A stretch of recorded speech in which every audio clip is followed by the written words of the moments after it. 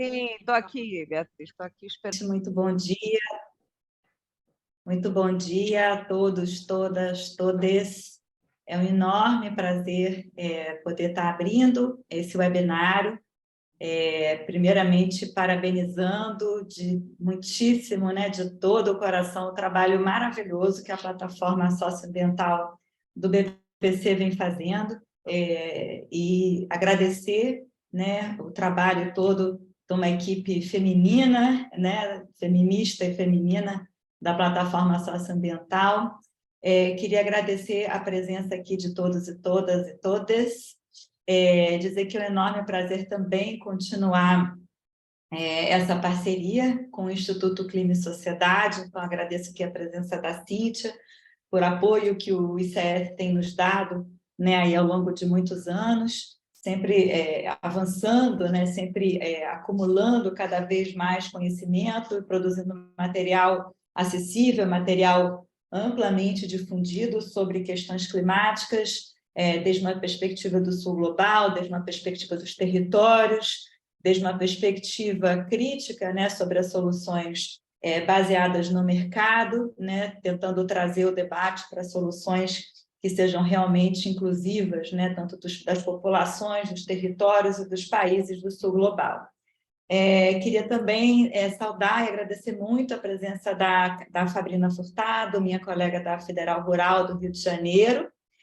E, por fim, mas não por último, os colegas, as colegas, companheiros, companheiras, militantes, ativistas da Índia, da China e da África do Sul. Se eu não me engano, a África do Sul também, não sei se já chegou. Já chegou? Que estão aqui, que vão fazer o debate, comentar, trocar, trazer suas experiências desde os outros países BRICS aqui conosco. Então, dou aqui as boas-vindas a todos e todas, mais uma vez parabenizando pelo maravilhoso trabalho aqui. Não sei se dá para ver que eu estou com esse fundo, não dá, depois eu mostro melhor. E passo, então, a palavra para a Cíntia, do Instituto Clima e Sociedade, Cíntia Feitosa, e depois a Maura. Obrigada, gente. Obrigada, Ana. Obrigada, Maura e Beatriz, toda a equipe do BPC. Para a gente é uma honra apoiar esse projeto. A gente já é um parceiro de longa data, embora não muitos anos, mas muitas coisas que já fizemos juntos. Então, para a gente é muita alegria ver o projeto se desenvolvendo e a gente cada vez mais debatendo temas que importam do ponto de vista do Sul Global. Vem em muito boa hora, esse novo ciclo de pesquisa, porque é um novo momento para a política internacional brasileira, é um novo momento geopolítico em que a gente precisa se posicionar e entender como o Brasil vai, enfim, desempenhar seu papel no novo momento de alinhamento de perspectivas com outros países do Sul Global, alinhamento de perspectivas, mas também de pensar um desenvolvimento que já seja voltado às soluções climáticas e soluções climáticas que sejam voltadas ao desenvolvimento e progresso social de todas as populações desses países, no momento em que o Brasil está se preparando também para ser presidência do G20 no próximo ano, no momento em que a gente tem agora pouquíssimos anos para reduzir emissões de forma significativa para alcançar os objetivos do Acordo de Paris e manter nossas populações seguras, estáveis e também nossos ecossistemas. Então, é realmente em muito boa hora que a gente debate esses temas, que esse seja o começo de um debate, que a gente cada vez mais receba colegas de outros países e que seja um diálogo permanente em relação não só às metas e às ambições, mas também à implementação e como isso vai se ligar às discussões tanto na Convenção Quadro sobre Mudança do Clima das Nações Unidas. Esse ano a gente espera que tenha um grande debate realista e honesto sobre o desenvolvimento das NDCs, e também de como anda a implementação das ambições climáticas de todos os países, mas que seja, de fato, para informar uma nova ambição com pragmatismo, porque a gente tem até o final da década para reduzir muito em nível de emissões e não chegar aos limites que não queremos chegar em relação a riscos climáticos e nos nossos países que são de renda média, mas que também são muito vulneráveis. Então, que seja um bom debate a todos e muito obrigada de novo pelo convite em nome do Instituto Clima e Sociedade e que a gente siga com muitas parcerias daqui para frente. Bom evento a todos.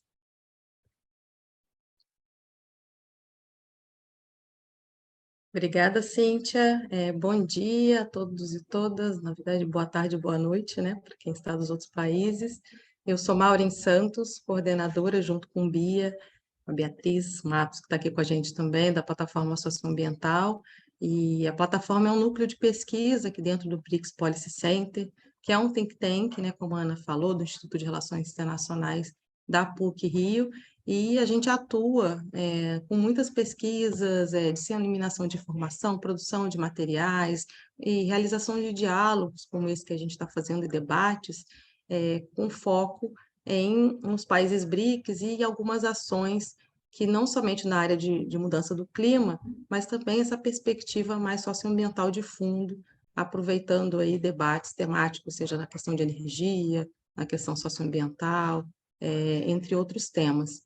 E a gente está muito feliz que esse evento é a conclusão desse projeto, né, que o ICS apoiou a gente e que a gente teve a sorte e, ao mesmo tempo, a alegria de compartilhar os estudos com o CPDA, que é um centro de pesquisa dentro da Universidade Rural do Rio de Janeiro. Então, a Fabrina Furtado está aqui, a professora Fabrina, que vai moderar esse evento. E a Bia vai poder falar um pouco, na fala dela, sobre os resultados, né? E, ao mesmo tempo, agradeço muito a presença de todos os convidados dos outros países. A gente vê que o BRICS Policy Center, de certa forma, ao mesmo tempo, né, a Ana Garcia está aqui, a gente fica muito feliz de ter mantido tanto essas pesquisas em relação a esses países e que a gente está nesse momento tão importante, como a Cíntia colocou, né, no qual esses processos eles estão retornando com uma força muito grande. Então, com certeza, a plataforma e os outros núcleos de pesquisa no BRICS Policy Center vão poder contribuir muito com esse momento, e a gente espera que, a partir desse debate também, essas novas diálogos, a gente possa dar seguimento aí em relação a esse tema do clima. Então, eu vou também pedir para que coloquem aqui no chat o link tanto da pesquisa que a gente produziu, quanto da infografia, né, para que as pessoas que estão participando possam ter acesso. E, por fim, só fazer mais uma propaganda da plataforma, além dos estudos, dos infografias, a gente tem um podcast que chama Meio Descomplicado. Então, você está disponível em todas as plataformas de podcast. Tem o último episódio, que é exatamente sobre isso tudo. Então, está todo mundo aqui convidado para poder participar. Então, é isso. Então, desejo um ótimo debate para a nossa mesa redonda. Obrigada.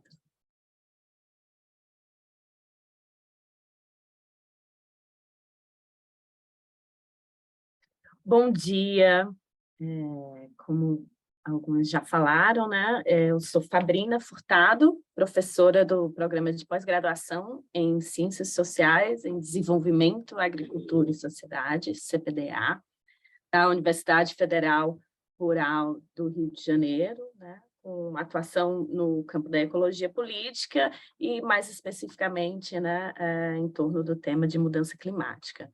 É um prazer enorme estar aqui com vocês, né? Ter recebido o convite da Plataforma Socioambiental do BRICS Policy Center de fazer parte da pesquisa, né? Junto com as estudantes do CPDA, a Caroline e a Priscila, né? Uma pesquisa realmente, né, que vale muito a pena darem uma lida, né? E utilizarem em diversos processos, né?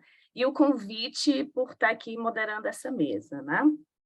Então, a gente dá início, né, a essa mesa redonda virtual, qual o tamanho da ambição climática dos países BRICS, durante a qual vamos contar com uma diversidade impressionante, né, de especialistas dos países BRICS, para discutir, né, a real ambição dos compromissos e políticas assumidas por esses países no combate à mudança climática, né, no contexto do Acordo de Paris, né, uma diversidade não só em termos dos países, mas de uma riqueza impressionante de experiência, de atuação, né? Temos aqui especialistas que atuaram em diversas organizações, tanto de base como de agências multilaterais, então tenho certeza que será um debate riquíssimo, né? Então, a gente vai contar com a participação do David Tsai, coordenador do Sistema de Estimativa de Emissões de Gases de Efeito Estufa do Observatório do Clima. Contamos com a Beatriz Matos, da Plataforma Socioambiental, do BRICS Policy Center, de Tian Baxter, né, do Global Environmental Institute, da Angelina Davidova, jornalista ambiental e climática da Rússia, da Cibuleli Oswald, do BRICS Feminist Watch, e diversas outras organizações, né, gente? Estou aqui falando apenas as principais atuações, mas todas as pessoas que eu estou mencionando, né, atuam em diversas frentes, e fiquem à vontade no momento de vocês falarem de contemplar também, né? E Sumia Dutta, the Movement for Advancing Understanding on Sustainability and Mutuality, e do Greenpeace India, e Aditi Kapoor, do Alternative Futures. Então, gostaria muito de agradecer novamente, né, as organizadoras desse evento, né, agradecer todo mundo que aceitou o convite de estar aqui na mesa redonda, compartilhando, né, seus conhecimentos e experiências, e todo mundo que entrou aí para nos ouvir, né, e espero que participem ativamente no chat, fazendo perguntas e comentários, né, qual podemos voltar após as apresentações para compartilhar aqui com todas as palestrantes e palestrantes, né? Então, eu gostaria de começar, coordenador do Sistema de Estimativa de Emissões de Gases de Efeito Estufa do Observatório do Clima, né? Contamos com a Beatriz Matos, da Plataforma Socioambiental, do BRICS Policy Center,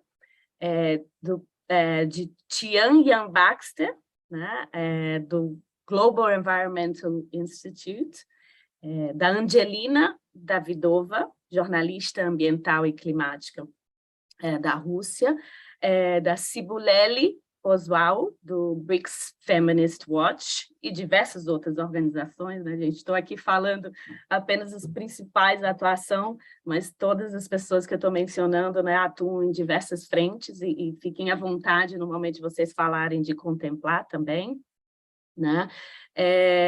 E Sumia Dutta, the Movement for Advancing Understanding on Sustainability and Mutuality, e do Greenpeace India, e Aditi Kapoor, do Alternative Futures. Então, gostaria muito de agradecer novamente, né, as organizadoras desse evento, né, agradecer todo mundo que aceitou o convite de estar aqui na mesa redonda, compartilhando, né, seus conhecimentos e experiências, e todo mundo que entrou aí para nos ouvir, né, e espero que participem ativamente no chat, fazendo perguntas e comentários, né, qual podemos voltar após as apresentações para compartilhar aqui com todas as palestrantes e palestrantes, né? Então, eu gostaria de começar... Posso continuar? Gostaria de começar fazendo levantando, né, mais do que perguntas, levantando algumas questões gerais que talvez cada palestrante possa contemplar na sua fala, né? São 4 questões que são questões gerais que atravessam, né, todos os países, né? E aí eu dou a palavra para vocês, aí vocês podem falar né, ter o desafio aí de falar entre 10 e 15 minutos, depois a gente pode voltar com questões mais específicas, né, envolvendo cada país, e abrir, né, para quem está participando de fora, para que possa também fazer suas questões e sugestões, né? Então, se possível, né, gostaria que cada um de vocês falasse um pouco, primeiro, da situação climática em geral, né, de cada um dos países, os principais desafios no que diz respeito às ambições climáticas, né, os atores envolvidos, né, e principais questões, né? Segundo, nesse contexto, né, da agenda climática, como é que vocês avaliam o papel dos BRICS, né, em geral, assim, né, o papel dos BRICS para cada um desses países e como cada um desses países atua dentro do BRICS em relação à agenda climática. Né? A terceira questão, um pouco a ver com o momento que a gente vivencia, né, de avanço de políticas de mercado como, né, resposta, entre aspas, à problemática climática. Então, como é que vocês avaliam, né, essa questão dentro do país de vocês, tanto no que diz respeito, né, à transição energética, que eu sei que é uma questão importante para alguns dos países, ou em relação, né, à compensação florestal, né, à construção de mercados de carbono, né, de políticas como de soluções baseadas na natureza, né? E para terminar, como é que vocês avaliam, ou o que vocês podem nos falar em relação ao papel das organizações da sociedade civil, dos movimentos sociais, no que diz respeito a essa agenda de clima e BRICS, né? E a agenda de justiça climática e do combate ao racismo ambiental e climático também nesse contexto. Sei que são várias questões bastante amplas e pouco tempo, mas, né, a partir da experiência e vivência de vocês, gostaríamos muito de ouvir, né, sobre algumas dessas questões. Eu vi que aqui no chat, muito rapidamente, alguém pediu para falar primeiro, né? Sibu, da África do Sul, você gostaria de falar primeiro? Pode ser assim? E aí depois a gente pode passar, né, da Beatriz e o Davi, e vamos seguindo adiante, pode ser assim? Okay, Sibu, hi, nice to see you finally. Hi. Great to have you here. Thank you for having me. I've just got a bit of a flu, so bear with me. May I flash my screen? Desculpa, não entendi. Sorry, I didn't understand. I share my screen. Ah, tá, claro, of course. Não sei se falo português e inglês, desculpa, vou ficar no português para não atrapalhar as intérpretes.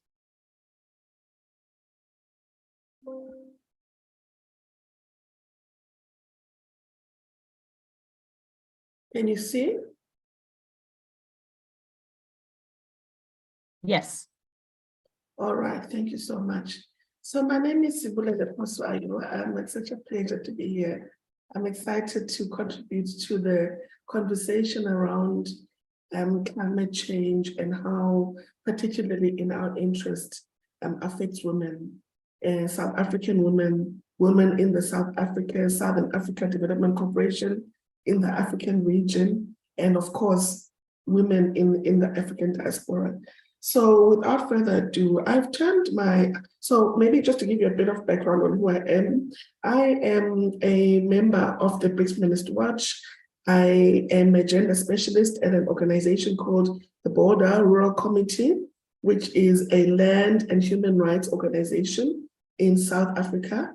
We work on compensation for land dispossession from back in the day when we're apartheid state. But one of the things that we realized, whatever you do around democracy, land rights, if you don't put the plight of women at the forefront, you are going to fail.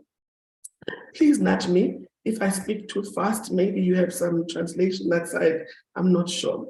And I'm also the founding chair of the Inequality Movement, which is a global movement that looks at how rural women benefit from multilateralism.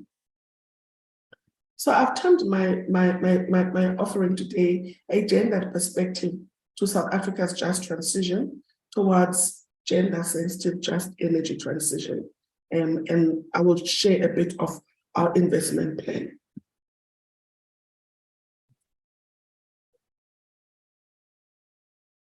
Okay, so how do I now go to the next one? There we go. So one of the things that we need to understand is the value of demystifying what the just transition is. Every day we are hearing in the media, there's a just transition, there's hydrogen energy, and we are literally living that reality on a daily basis, I'll give you an example of what happened this morning in my household. The lights went off at 2 a.m. until 6 a.m. So I was able to bath my babies and get them to school. As soon as I got to the office, the lights were off from 9 a.m. until 12 p.m. And then an hour later, they went off, and the lights have just come back now at 3 p.m. So the webinar that I've just attended now, engaged in our parliamentary office, was during what we call a lights out, a blackout in South Africa. So there's value in demystifying what the just transition is, and to allow women-led agricultural entities to access climate finance, for example. There's value in promoting agroecological ways of farming that look at alternative ways of mitigating and adapting to climate change. There's also major value in embracing indigenous ways of adapting and mitigating against climate change. So you'll see here, I just have pictures of what are we worried about, why are we worried about climate change?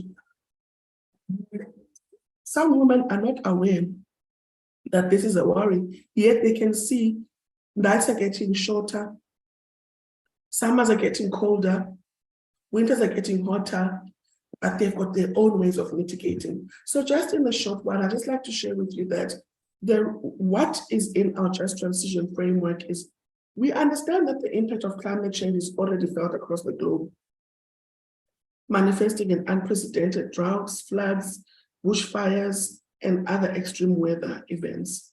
This state of affairs will only intensify as the world continues to warm. The effects of climate change will take the harshest toll in the world's most vulnerable communities, and of course, those that bear the brunt the most, which is your poorest of the poor woman and the girl child. So in order to mitigate the impact of climate change, urgent action is needed to reduce greenhouse gas emissions and improve climate resilience. This will require significant and unparalleled changes across all sectors of the economy. Importantly, the transition must be just, it must be equitable, and must ensure that the poorest and most vulnerable are supported and uplifted in the shift towards a more sustainable approach. So I will just give you some background. We do have a presidential climate commission, which we're part of, which makes recommendations on the energy mix. It bases recommendations on the best available science. And of course, the Presidential Climate Commission uses a participatory approach to ensure that there is maximum participation. But without demystifying and simplifying what it is, you are not going to get the kind of energy that to get. So in answering some of the questions that were shared to me to answer, how do we see the South African government position on the COP's climate negotiation and other international fora? Basically, there are a couple of concerns. We're concerned that developed countries in the Annexure 2 of the convention have not yet fulfilled their commitments to climate finance, including mobilizing the $100 billion per year by 2020. We are far off. So we continue in our engagement in the multilateral space to urge them to, one, the developed countries, that is, fulfill the commitments as soon as possible before COP27, make greater contributions towards setting the new collective qualified goal on climate finance post-2025. We need to push them to scale up indispensable support to developing countries on finance, technology development and transfer, and capacity building in order to assist developing countries to make climate action in the context of sustainable development. Here, I'm just sharing with you how we are thinking in the South African context to build a pathway towards a low carbon and climate resilience.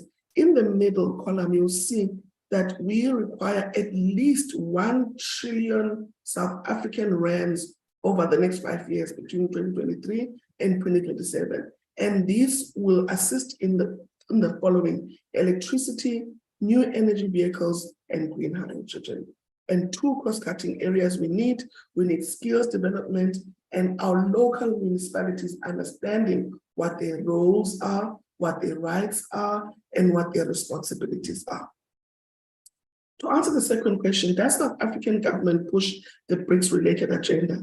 That goes without saying. I mean, I think the equality measures of the BRICS look at how you promote equality, one, even though we are the one that providing the least contingency reserve agreement, but there are levels of equality. And so we work together to ensure that jointly we're able to address climate change, explore approaches to accelerate low carbon and climate resilience. Two, reaffirm the role of the Convention and its Paris Agreement as the fundamental legal basis and main channel for international cooperation on addressing climate change.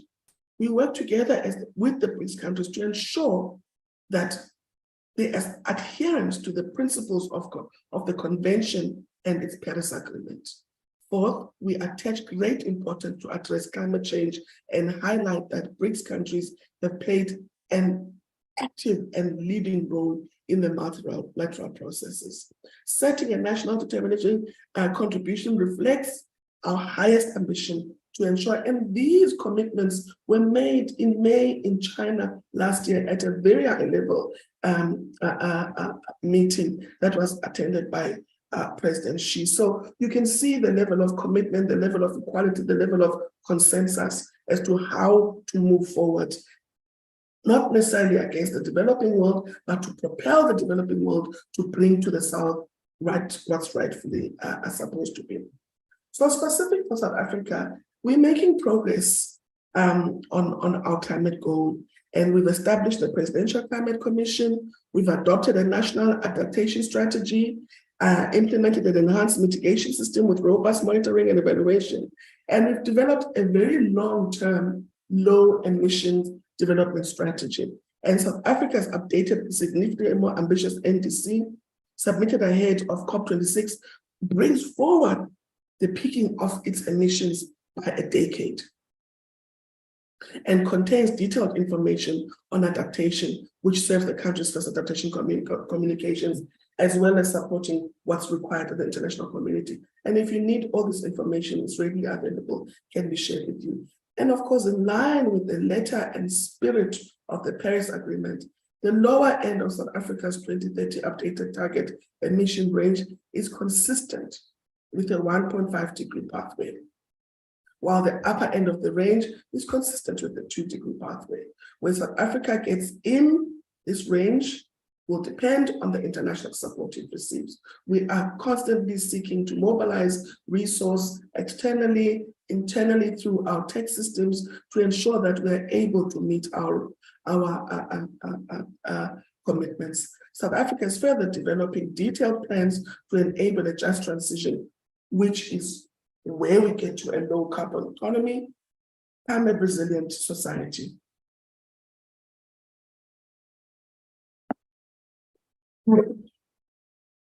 Beg your pardon. These plans will locate support, most importantly for affected communities, for affected workers, and will be at the center of these plans. Am I still going? How am I doing for time, Chair? Mais 5 minutinhos, pode ser? Am I good on time? 5 more minutes, that'd be okay?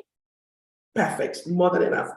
So the last question, before I get to what is really passionate, I'm very passionate about, is what is South Africa's government definition of energy transition? The reality is that South Africa is dependent on fossil fuels, gives a rise to a range of climate, energy, and transition risks, especially for affected workers, affected communities, affected businesses, and affected exporters. I mean, for example, I live in a province that is very, is led by, the economy is led by automobile. So we've got your Daimler Chrysler in the province, we've got your VW vehicles in the province. What are the implications of a just transition for your most rural woman whose husband is working in the automotive industry, who will be laid off and have to go home and stay without a job. So it's those kind of social nuances that we need to think through. But again, embracing new economic opportunities in green technologies can drive industrial development and innovation, leading to a sustainable and resilient future with decent work, social inclusion, and lower levels of poverty. Of course, the Just Energy Transition Investment Plan represents the initial building blocks for managing South Africa's just energy transition and climate response. Some of us in the space are actually asking our government, is this a just energy transition investment plan, or it is still a just energy transition strategic plan? We don't see the part of investment where you literally invest in your people. You invest funds outside those that you receive. So we're still working with our government to ensure that as civil society, as women's organizations, we're able to contribute that. Well, I'm not going to go through all this, but I mean, we all know the challenges that we face in South Africa. We have the highest Gini coefficient in the world, and most unequal society. We have a triple challenge, which is your youth unemployment, your inequalities, and your poverty. One of the most carbon intensive economies in the world, but we are trying to deal with those things. And of course, they are vulnerable to physical climate risk, of course, because of global warming, and vulnerable to transition risks. And so the concept of low carbon transition is increasingly gaining traction. And this constitutes a major technical, social, and political challenge as the national energy sector highly depends on coal. We will not just stop coal because it will have high implications that I've shared with you, but key players influencing policy formulations have an incentive to support coal. I think we need to understand that. The debt and management have rendered state-owned entity like Eskom, which I've shared with you, the level of blackouts. They're vulnerable, and they're causing capacity gaps resulting in load shedding, the blackout. The support of renewable energy-based power production is gaining traction at least, but it's not sufficient to sufficiently represented in policies.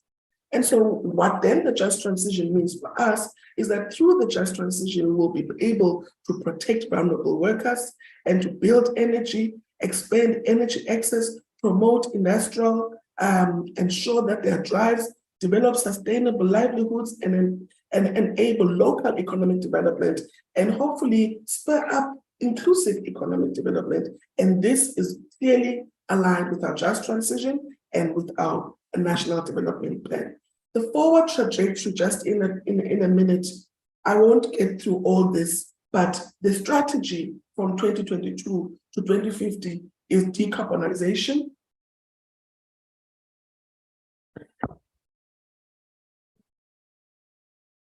I beg your pardon. It is adaptation and resilience, and it is just transition. The most important, look at the last bullet in the last column, South Africa 2050, social inclusion and just transition. The second last one, dramatically reducing levels of inequality, poverty, and unemployment. For me, that's the most important thing. And in conclusion, you know, as we understand that the bearers of the brunt of all levels of inequality, climate change is your woman who has to go and find water to wash and feed her child, to irrigate her land, which she wakes up at 3 a.m. to farm. So tackling climate change is undoubtedly women's business. They have a vested interest in avoiding and mitigating impacts of climate change. It is time that humanitarian actors and policy and decision makers mainstream gender, falling short of putting women-led development at the forefront in policy and practice. It is not a nice to do. It is not an afterthought. It is crucial to make real and sustainable differences in the lives of marginalized girls and women. And so we get back to that question. Why are you worried about climate change? There's storms and floods that destroy homes. Climate change will impact health. Food will be expensive. The ice in the North and South Pole will be melting and the sea levels will rise. So how are we going to ensure that your most uneducated women in the heart of Brazil, in the heart of New Delhi, in the heart of South African emotion, in the heart of your China, in the heart of your Moscow community, in the BRICS, understands the impact that this will have on the energy transition so that it continues to be sustainable. So we want concrete actions to include women in rural areas like climate get access to finance. South Africa is actively shifting towards including women in climate finance. For example, we have what we call I can share this with you, the diversity investment, where women are able to access funds. But it's just a small cry. It's only 1,000 hectares, but there are other opportunities like Sociedade, fair trade, and tiger brands, which make more sense. So thank you very much. I look forward to continued engagements. I hope I kept time. Thank you, Sibu. Muito obrigada por essa excelente apresentação. Acho que nos traz algumas questões, né, de desafios que todo mundo pode comentar, né? Que primeiro essa questão dos efeitos diferenciados sobre a vida das mulheres, né? Tanto em termos do impacto, de como vivenciam os conflitos de forma diferenciada, né?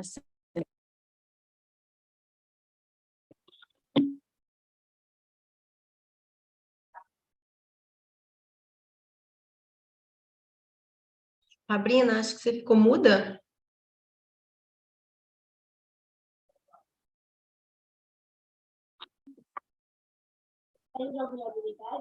Não, jogou. Não? É porque tá conectado aqui, mano. Por favor, tira, gente. Eu sei, é porque tem que desligar o seu Bluetooth. Desculpa. Não está ligado aqui. Não estão ouvindo? Agora estão ouvindo. Agora sim. Mas eu tô ouvindo elas. A gente está ouvindo seu filho também, acho que está sem o fone. Tá indo fora do fone. Seu assessor. Sem comentários. Nem adianta mais, né? Então, voltando, eu acho que coloca, né, de forma muito central como a gente tem um avanço e uma continuação da dependência dos combustíveis fósseis ao lado dessa chamada transição energética, que em alguns países, né, vem também gerando conflitos, né, e sendo uma forma de justificar o avanço da economia política do agronegócio ou do neo-extrativismo, e também o desafio em relação aos países BRICS, né? Então, queria agora perguntar para a Beatriz, né, inclusive a partir dessa apresentação da Cibulele, mas também a pesquisa, né, que a gente acabou de realizar, né, como é que você percebe, né, o papel dos BRICS na agenda climática, considerando todos esses desafios. E queria também dizer, né, para o Davi, Tian, Angelina, Sumia e Aditi, que fiquem à vontade, né, para entrar no debate a qualquer momento, para a gente possa, né, dialogar de forma aqui mais horizontal, mais fluida, tá? Obrigada. Beatriz, por favor. Obrigada, Fabrina. Obrigada, Cibulele, pela apresentação, por dar para a gente um panorama super completo a respeito dos desafios e as oportunidades que envolvem a África do Sul, no que diz respeito a essa transição justa e urgente para uma economia de baixo carbono. Bom, eu gostaria de começar falando um pouco, de forma mais geral, sobre alguns achados nossos em meio a essa pesquisa acerca da ambição climática dos BRICS. Eu acho que aqui a gente tem uma oportunidade formidável de contar com a participação de outros colegas de outros países BRICS, até no sentido deles conseguirem complementar ou contrastar alguns achados que nós apontamos aí em meio a esse estudo, no que diz respeito aos principais desafios que limitam né, uma maior ambição desses países BRICS no que diz respeito a metas mais ambiciosas de cortes de emissão e políticas mais ambiciosas, né, rumo a essa transição justa para um baixo carbono, claro, sempre considerando aí a necessidade de proteção dos direitos humanos, de proteção da diversidade biológica, né, e não pensando a partir de uma lógica apenas de carbono, apenas quantitativa. Essa sempre foi uma preocupação nossa aqui na Plataforma Socioambiental. Mas aí falando especificamente aqui sobre o papel do BRICS, né, o BRICS como agrupamento político que é formado aí na primeira década dos anos 2000, sem necessariamente uma preocupação inicial no que diz respeito à agenda climática, né, eu acho que é importante que a gente note isso, o BRICS, em um primeiro momento, e até o momento, eu diria, não tem uma preocupação, não, digamos, estrita com a agenda climática, a não ser por meio da atuação do seu banco de desenvolvimento, né, do novo banco de desenvolvimento do BRICS. A gente consegue notar uma atuação um pouco mais coordenada no âmbito do BASIC, que é um outro agrupamento, um agrupamento informal entre Brasil, África do Sul, China e Índia, e que normalmente se reúne aí nas proximidades das negociações climáticas, com o objetivo de tentar chegar a um posicionamento comum no que diz respeito à agenda de clima, né?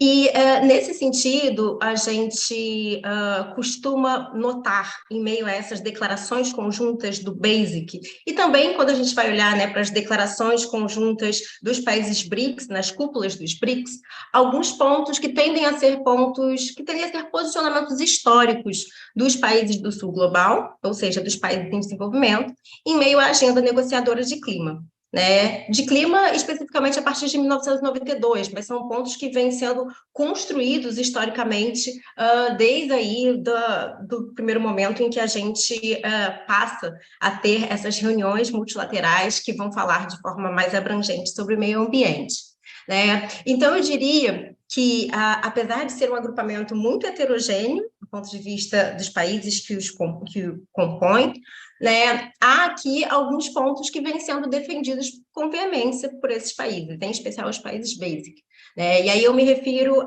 aos princípios das responsabilidades comuns, porém diferenciadas, de acordo com as suas próprias capacidades e o contexto nacional, né, que é um princípio importante que aponta justamente para as responsabilidades históricas dos países do norte global, no que diz respeito tanto a cortes mais profundos, mais severos das suas emissões, quanto também no que diz respeito ao financiamento climático, ou seja, a transferência de financiamento, a transferência de tecnologia, a transferência de know-how dos países do norte para os países do sul, para possibilitar essa tão necessária transição energética, né? É importante a gente ressaltar que depois de alguns anos, né, de certa paralisia, a gente vem acompanhando aqui com bastante expectativa para que o BRICS retome um papel de atividade, né, um papel de player importante em meio à política internacional.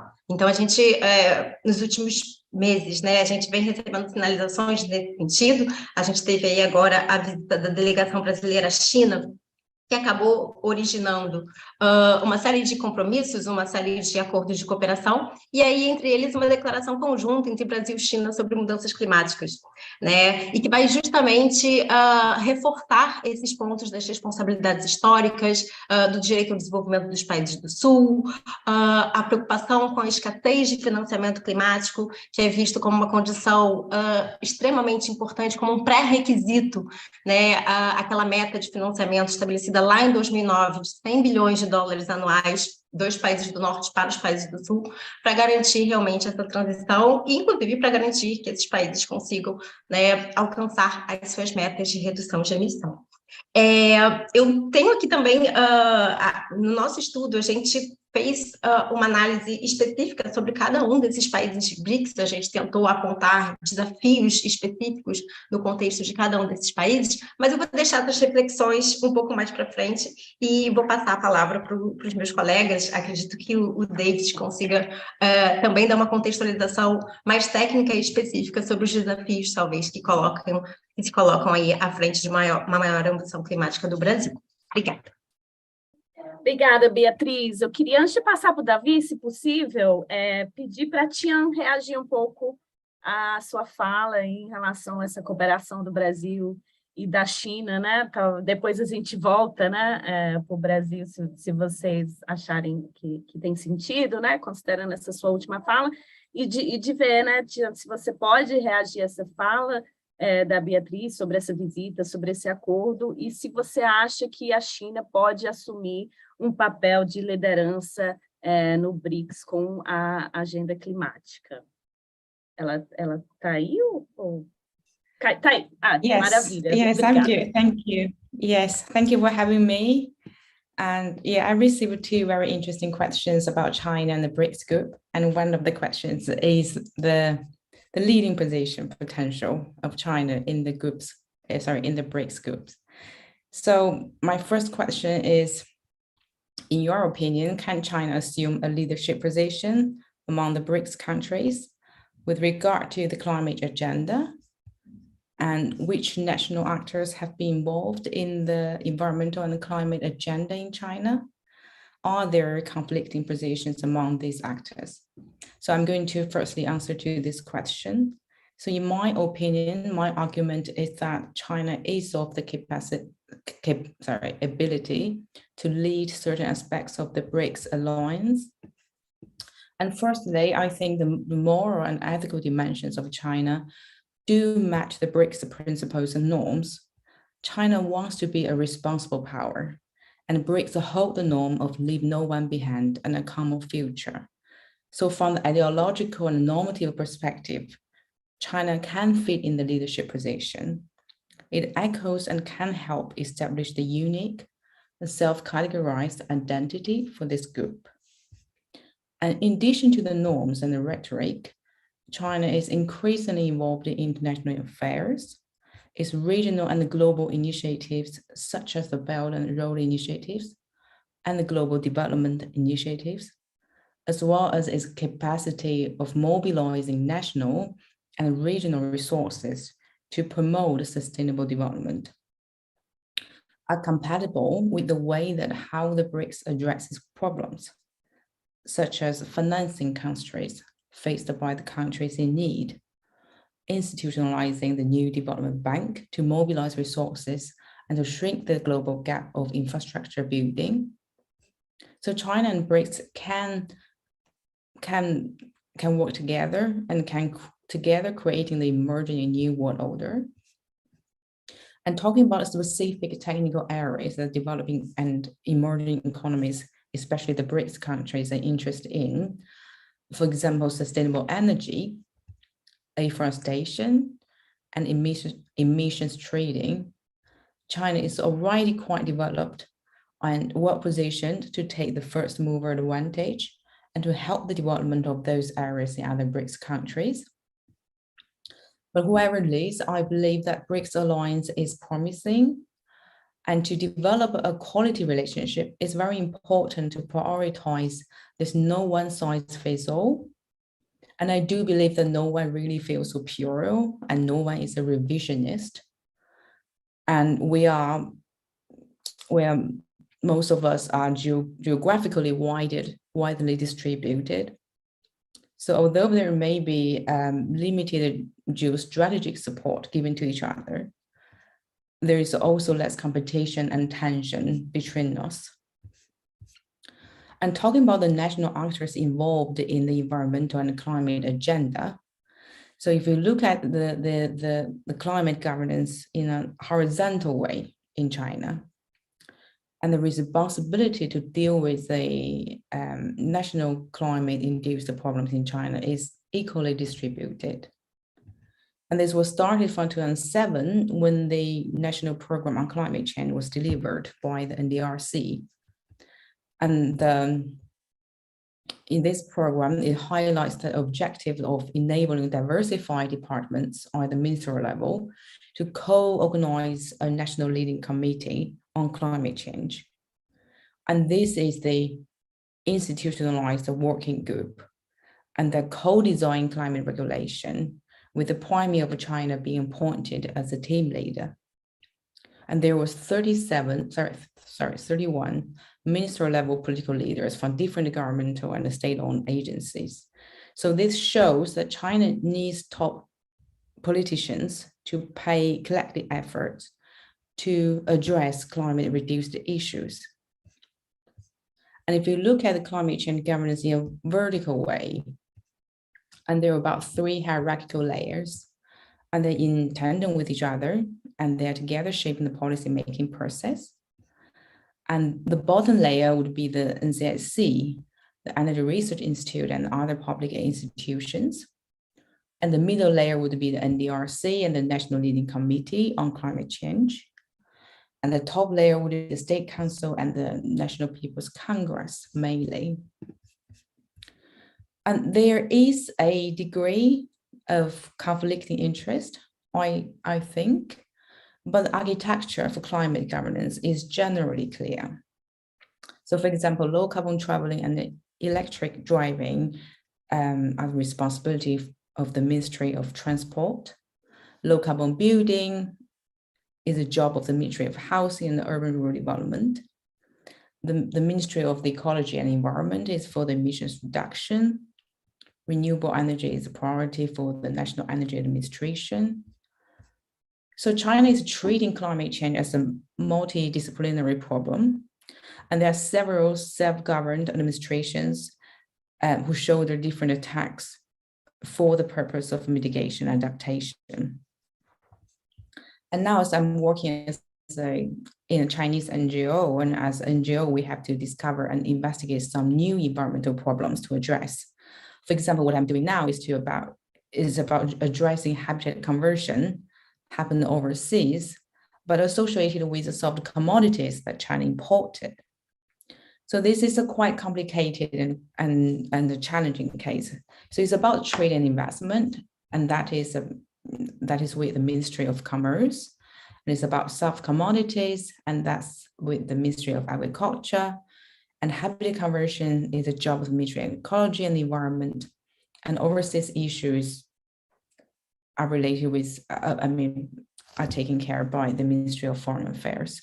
And we also inform the NCSC because we want to link the issue with carbon emissions.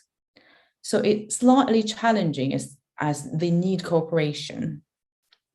And the problem is when there are multiple policy making stakeholders, there may be some inconsistent policy, there may be free riding, non-contributors, and there may be some inappropriate discrimination. And the second question I'm going to talk about is, everybody know that China has the ambition, the target, which is the 2030 carbon peak target and the 2060 net zero emissions target. And what are the strategies in China to achieve those goals? And what role do market-based policies play in the country's net zero target? So firstly, I want to say institutionalization is very important. China's government started to understand its needs and necessity to use legitimate measures when it started to control air pollution to deal with international pressure on China's air pollution back to 2010. When the EU representatives were invited to China to provide technical assistance on the first draft of China's national environmental law on air pollution. So this has replaced the old legal-based approach of climate governance. And after announcement of the carbon peaking and the neutrality target in 2020, China has delivered about 2 important policy signals.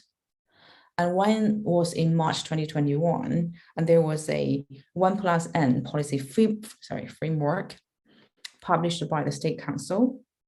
And one refers to the guiding opinions and the overarching principles directing policy making. And the N is a carbon peaking action plan covering 10 areas. But we're still waiting for the roadmap and binding targets in specific policy sectors in those 10 areas. And the second policy was that in September 2021, China's President Xi announced that its overseas investment policy would stop supporting any new coal-fired power projects overseas. And instead, China would increase its support for clean technologies and green energy in developing countries. And the second strategy that I can think of is that China is always taking a so-called scientific outlook on development issues.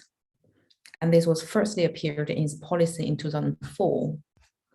So modern science and technology are a prime institution in China's climate strategy and governance. It subverted the negative relationship between climate governance and economic or industrial competitiveness. China also acknowledged the format of public-private partnerships and the need for integrating this format into technology in development.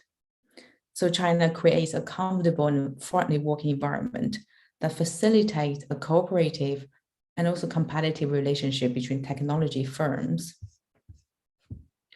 And modern science and technology were firstly introduced to transform conventional polluting heavy industries, such as steel and iron, chemistry, cement, and paper making.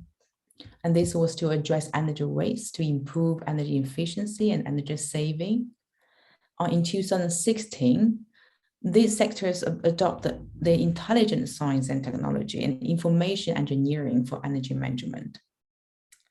So now we touched upon the big data, intelligence energy production and operation, and so on and so forth, to digitalize and refine energy consumption and efficiency in China. And new resources and products such as wind power, solar panel, electric cars, biomass boilers, power batteries, and started to be important from 2016 in China. And then there were also financial mechanisms available for setting up and running those modernized business, especially for SMEs in modern science and technology. Yes, so we can see the trend of China and the importance of national energy architecture for energy saving, to energy efficiency, to renewables. And finally, I want to highlight the market-based emissions trading scheme as an innovative approach that has been improved gradually from 2005, from 7 pilots to today. We're actively building a nationwide carbon market.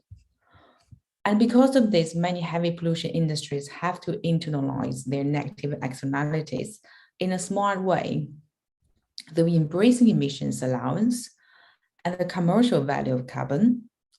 So business stakeholders can transact their emissions permissions, revise their corporate strategies and investment agenda, and reduce emissions. And the development of the emission trading scheme started from 7 pilot, considered the various levels of development and different economic structures in those 7 pilot cities. And this showed a level of respect from Beijing to different areas in China. And the emissions trading also shows that there is a trust towards the private sectors in China. And that's it for both questions, and I'm looking forward to the discussions section later. Thank you. Thank you. Muito obrigada, Tian. Várias questões, né, que a gente pode tocar agora. Queria, então, abrir, né, para quem quiser falar agora, Angelina, Davi, Sumia, Aditi, um pouco retomando, né, esse desafio do papel do BRICS nessa agenda. I'll be happy to speak now, if that's okay. Fine, yes, absolutely. Please, Angelina. Thank you so much. Well, bom dia from Berlin, and thank you so much for inviting me to speak on this panel. I'm sorry that I'm speaking from the outside. It's just my previous meeting took much longer than expected, and so I just had to run away to the park and then sit here on a sunny afternoon in Berlin and speak to you from here. I hope it's okay. It's not too noisy. We envy you. Thank you. It was very interesting for me to hear the presentation about the South Africa and also the reaction from China. And I'd probably like to give a few ideas and a very short input about what has been happening in Russia with the climate policy in recent years, and especially now in the last year since the beginning of the war in Ukraine, and also how Russia sees the whole BRICS cooperation, and also BRICS role in climate, and what's Russia participation at the UN level on the UNFCCC climate negotiations has been so far. I would start with probably with the BRICS question, because it's a central question for our debate today, and that is, to my understanding, and I've been someone who's been following Russia's climate policies on domestic and international levels since 2009. I've also been taking part, and I'm still taking part at the UN climate negotiations. From my understanding, the drivers for climate policy in Russia until recently has been coming from outside of Russia.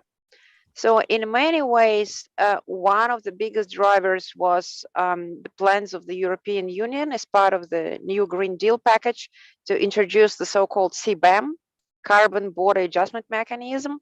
And that was a major drive for Russia's actions in the area of climate in, I would say, 2020, 2021. At those years, I would say international cooperation of Russia and other, like say, Western countries has been at its top height. And obviously, since the beginning of the war in Ukraine in February last year, that cooperation almost ceased. Likewise, the whole motivation of Russia towards doing something in the area of climate because of CBAM and because of carbon tax regulation has also went down. So now it's not really relevant. But instead, what Russia is trying to do now, and we actually saw a lot of this, for example, at the recent COP27 in Sharm el-Sheikh, where I also went to, Russia is now trying to speak to the so-called non-Western countries and trying to promote direct peer-to-peer cooperation with non-Western countries. So to say, attracting more of these countries to its side, saying, look, we, Russia, are trying to be now a part of the non-Western world. We're willing to develop cooperation with the non-Western countries. We're willing to set up our own green and climate agenda, the so-called sovereign climate agenda. And this is something which Russia is very much pushing forward. And this is something which Russia is really willing to push forward now. So this is what's happening on the political level, I would say. And it's also something that I believe, once again, I would say before the CBAM, like the whole cooperation with BRICS was there in words, including climate cooperation with BRICS. Now we keep seeing political statements about how cooperation with BRICS countries, also in the area of climate and environment and sustainability and water, for example, is important for Russia. But we don't really see any further actions beyond these words, I would say. And also, like for Russia at the moment, the main political motivation is to get international political support, no matter with which ways. And I think Russia is just trying to do it. Now, the next question is what Russia has actually been doing in the last few years in the area of climate, and what are its climate priorities? And here I would say, like in my understanding, Russia in a way is quite different from many other BRICS countries, and not only because it's located very high up in the north, and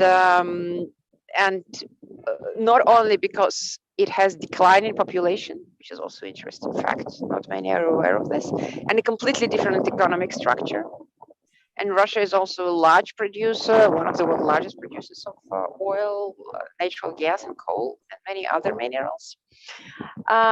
So in a way, the whole position of Russia within international trade and international economy is somewhat different. Likewise, if we take a look at the picture of Russia's emissions, greenhouse emissions, actually, since the fall of the Soviet Union, if we go one step backwards, Russia's emissions have been falling down because of the economic downturn and because of the fact that the whole structure of Russian economy has actually rebuilt. And so the whole industrial sector has collapsed. And a lot of new sectors have appeared, including the service sector, construction, and a lot of economic activities have been built up around these sectors, which are much less carbon intensive.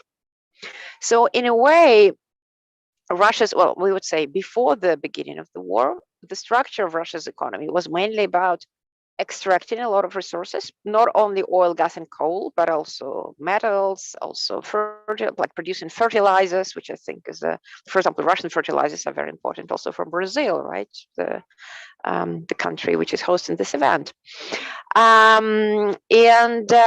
So that particular structure also led to the fact that Russia, for example, also at all international forums, it was saying, look, we already did so much for climate.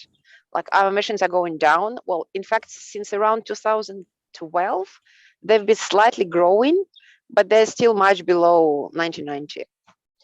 This is why, for example, even Russian NDC within the Paris Agreement is like very ambitious. It basically means remaining more or less on the current level or even growing emissions a bit. And also Russian long-term low carbon development strategy, which got adopted shortly before Glasgow COP 2021. It's, once again, it does imply that Russia might reach carbon neutrality by 2060, but it's still not very concrete. Last year, already since the beginning of the war in Ukraine, there were a lot of talks how maybe like Russia is not abandoning climate agenda per se, even though there were some political voices within the country who were saying, look, now we don't need this whole climate policy. We have other priorities. But Russia didn't do this. So, but in a way, not much has been done since then. A more of a detailed plan or a roadmap of fulfilling and realizing the long-term low carbon development strategy has not been put into place, so we still don't have it. The climate targets are still there, and they're still rather ambitious, I would say.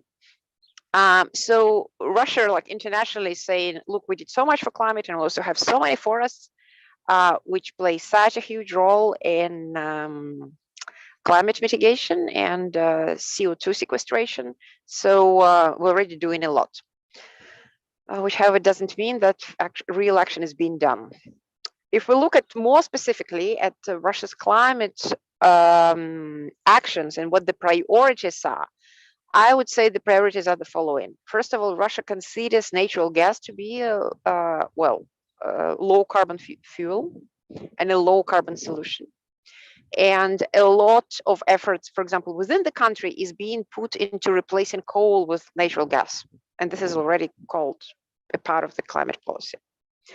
Likewise, another solution which Russia is very much supportive of is nuclear energy.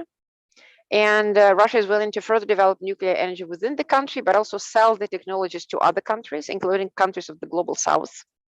We actually saw a lot of side events at the latest COP27 when Russia was making panels with many countries of the world. I think from South America, there was Bolivia involved. Where Russia is really trying to develop nuclear cooperation with these countries and buy resources from these countries, but also sell technologies to these countries, including nuclear technologies. Then Russia is also moderately supportive of large hydro energy and further development of large hydro energy, which it also considers to be a low carbon solution. And then finally, in the last few years within the country, there were some moves to develop wind and solar, and also with international investors. But that moves, like we've seen some progress with that, especially in around 2019, 2020, 2021. And I think the particular sector for Russia, which was interesting for Russia in the area of development of this, was, first of all, developing local technologies of renewable energy, and also local technologies of renewable energy solutions, which would work in very northern territories, which are very cold but very sunny, so to say. And also in the territories which do not have reliable energy supplies. For example, north of Siberia, where traditionally diesel was brought by helicopters. So an idea is how to switch these territories for domestic solar use, but such solar technologies that would also work in extreme low temperatures, like -50 Celsius in winter.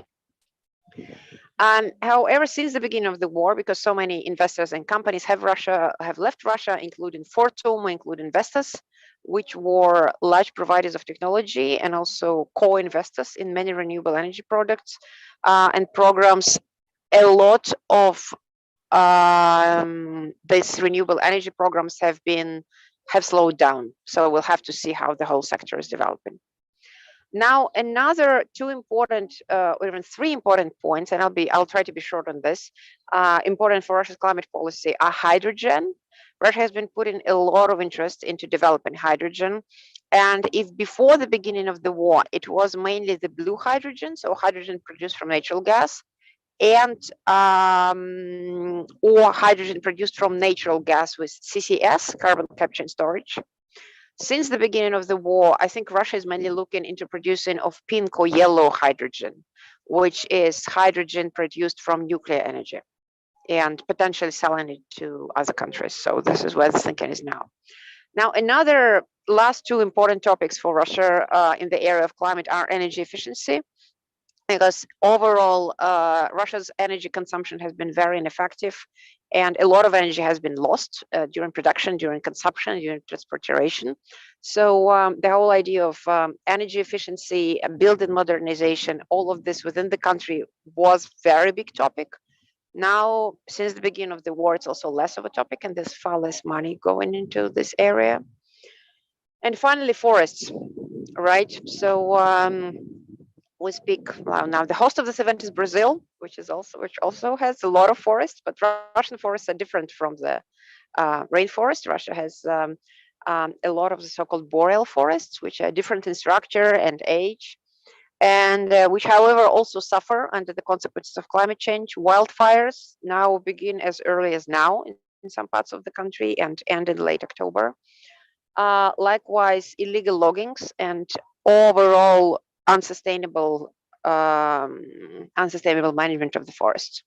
But if I understand it correctly, if in case in Brazil, a lot of deforestation is being connected with agriculture, in case of Russia, a lot of deforestation is being connected into just cutting down trees and selling them nowadays mostly to China, because European markets have closed their markets for Russian wood and Russian wood products. The main consumer of these products remain to be China, and China is, maybe Chinese colleagues will correct me, but the information I get from within Russia is that China has been buying a lot more of Russian wood and Russian wood products, and is interested to do so. And the whole requirements for example, forest certification or origin of the wood is also now less relevant than before for the Western markets. I would probably stop here, and I will be happy to answer any further questions or give any further comments. I'll be very interested what the other colleagues will have to say. Thank you, Angelina. Muito obrigada. Acho que você traz diversas questões também, principalmente, né, essa questão de quem define as soluções climáticas, né? Que atores estão envolvidos e quais são as implicações. Aqui no Brasil também a gente está vendo o avanço, né, da chamada energia renovável, né? Só as hidrelétricas, como os grandes parques eólicos, o chamado hidrogênio verde, né? O extrativismo verde que a gente vem avançando sem as preocupações socioambientais e implicações nos territórios, né? Então, queria passar, né, Davi, Aditi ou Sumia, se quiserem a palavra, para reagir um pouco, né, aos desafios em cada um dos países, o papel dos BRICS e um pouco, né, essas manobras narrativas, mas também com efeitos muito práticos, né, como no caso do Brasil, já falei. Davi, talvez você possa depois falar um pouco das manobras aí em torno, né, da contribuição nacionalmente determinada. Então, passa a palavra para a Sumia. Já ligou o microfone? Entendo isso? Pode ser? Sure. E espero que tenha chegado minimamente perto da pronúncia do seu nome. That's okay. My name is Shoma Datta. I am muito longe. Organization that you mentioned initially, that is MOSAM, Movement for Advancing Understanding for Sustainability and Mutuality. I am also founder co-convener of South Asian People's Action on Climate Crisis, SAPAC, and I'm in the board of Friends of the Earth India, and I'm board chair of Greenpeace India Environment Trust. And I've been following the climate negotiations from 2009, participated in the COPs, several intersessionals, the COPs from 2009 onwards to Sharm el-Sheikh, and many other international national things. So let me come back before I start about India and the other BRICS intersectionalities and the challenges to climate. Let me put one point very clearly. We are talking about the BRICS, and the BRICS was originally an economic grouping. It remains an economic grouping with the primary aim of GDP growth. So if today we are talking about BRICS and climate change action or climate action, we must also recall that for almost the same countries, the climate formation was the basic, which has become much less effective now. And today, the BRICS, which is again, basically economic growth oriented, GDP growth oriented formulation, that is taking over the agenda. And with all of us know, with Saudi Arabia, Iran, many other similar countries trying to join BRICS, climate ambition and BRICS probably will dilute even further. So that's the perspective that I want to talk about. And that's the reality. Let's not cloud the realities with nice plans and words and which are not working. The second reality is we have all been talking about achieving the Paris climate targets. And all of us know that it's not only that well below 2 degrees Celsius, but 1.5 degrees Celsius red line from the pre-industrial average. And if anybody understands science, it's very clear, even the IPCC's conservative reports say this, that in this decade, we are going to cross the 1.5 degree, if not permanently, at least overshoot, and then subject to climate action, it might come back, might not come back. And given the tendency in the world, the global emissions are still rising, the BRICS countries' emissions are still rising. So let's all be hopeful, but let's not put our hopes into false baskets. So let's come back to India. In terms of emissions, in terms of financial capacities, I'll just give a few figures. By far, out of the BRICS countries, India's per capita emissions, though India is the third largest emitter if you consider the EU as separate countries, India is the third largest emitter by gross emission. But per capita emission wise, India's per capita emission is just about 2 tons per person per year, which is by far the lowest even amongst the BRICS countries, which is less than half of the global average. In BRICS countries, Russia is the highest, followed by South Africa and China, and then Brazil, and India is by far the lowest.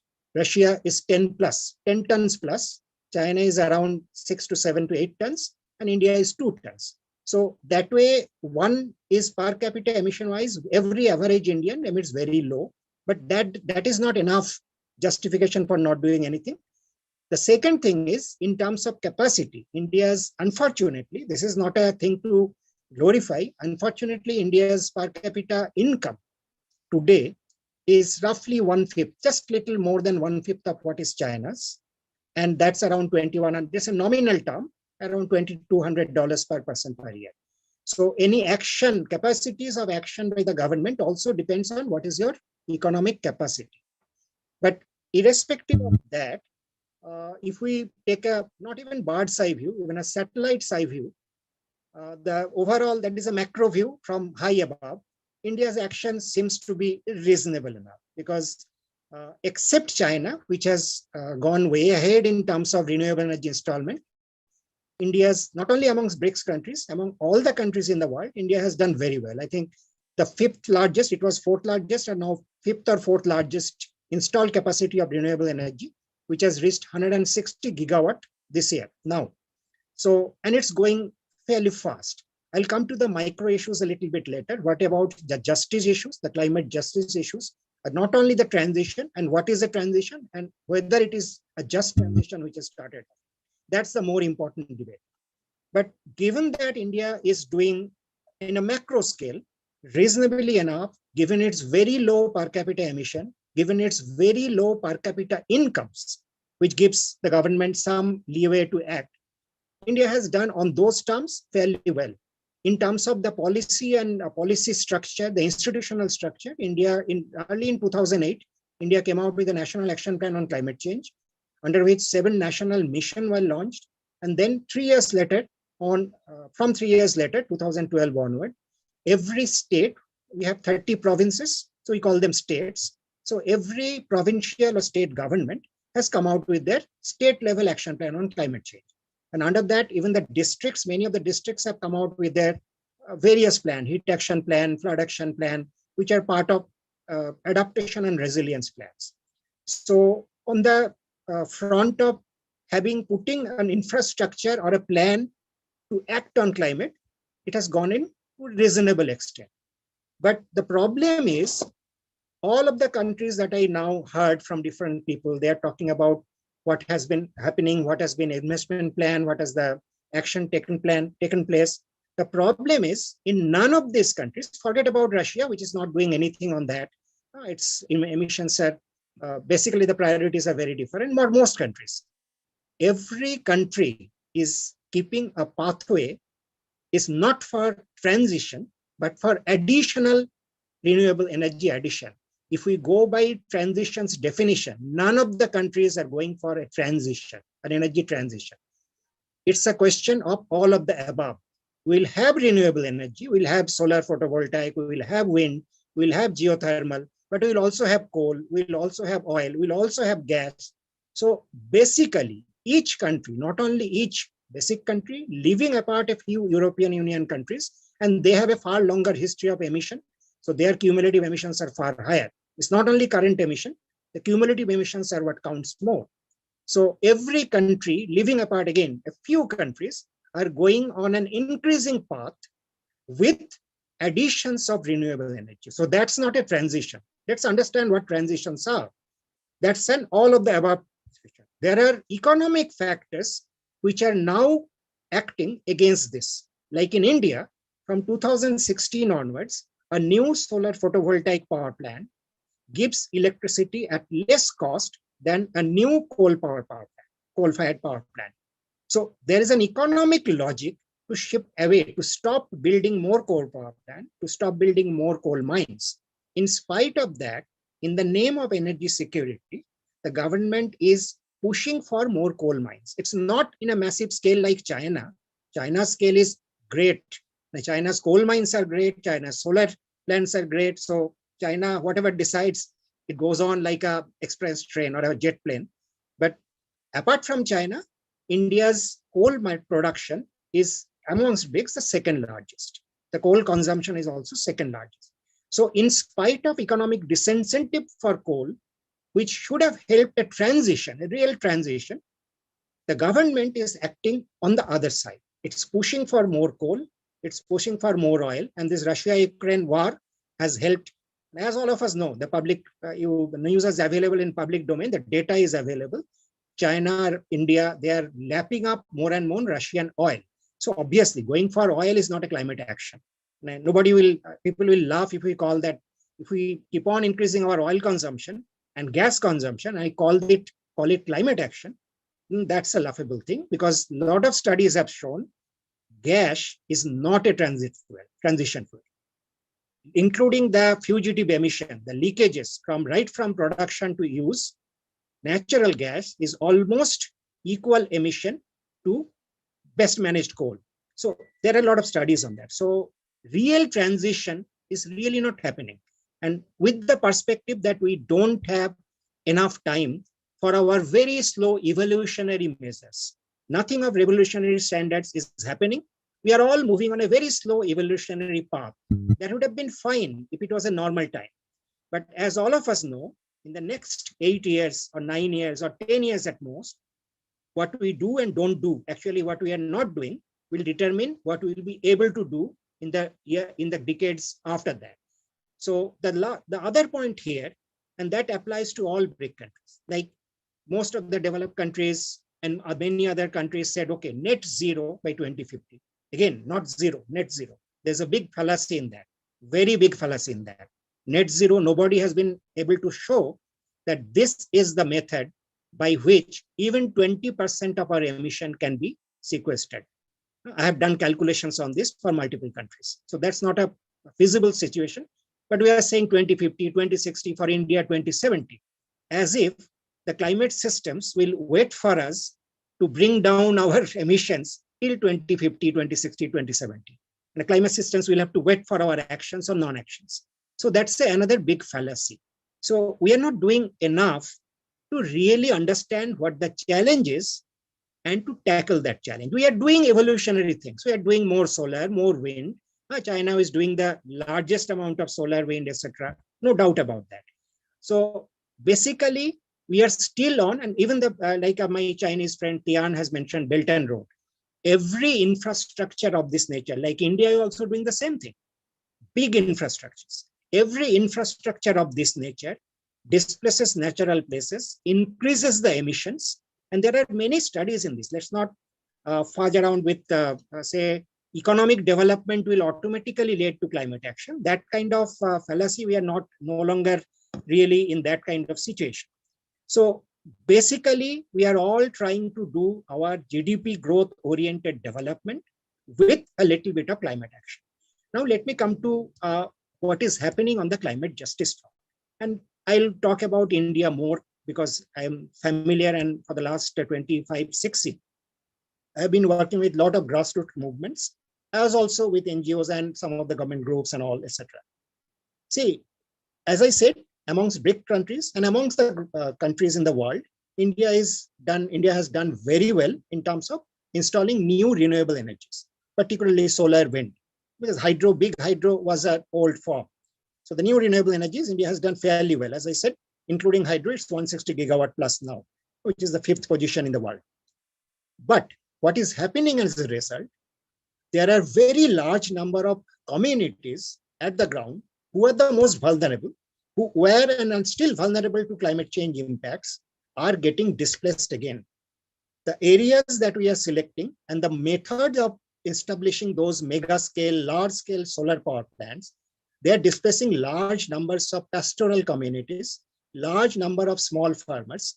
84% of Indian farming households hold less than 2 hectares of land.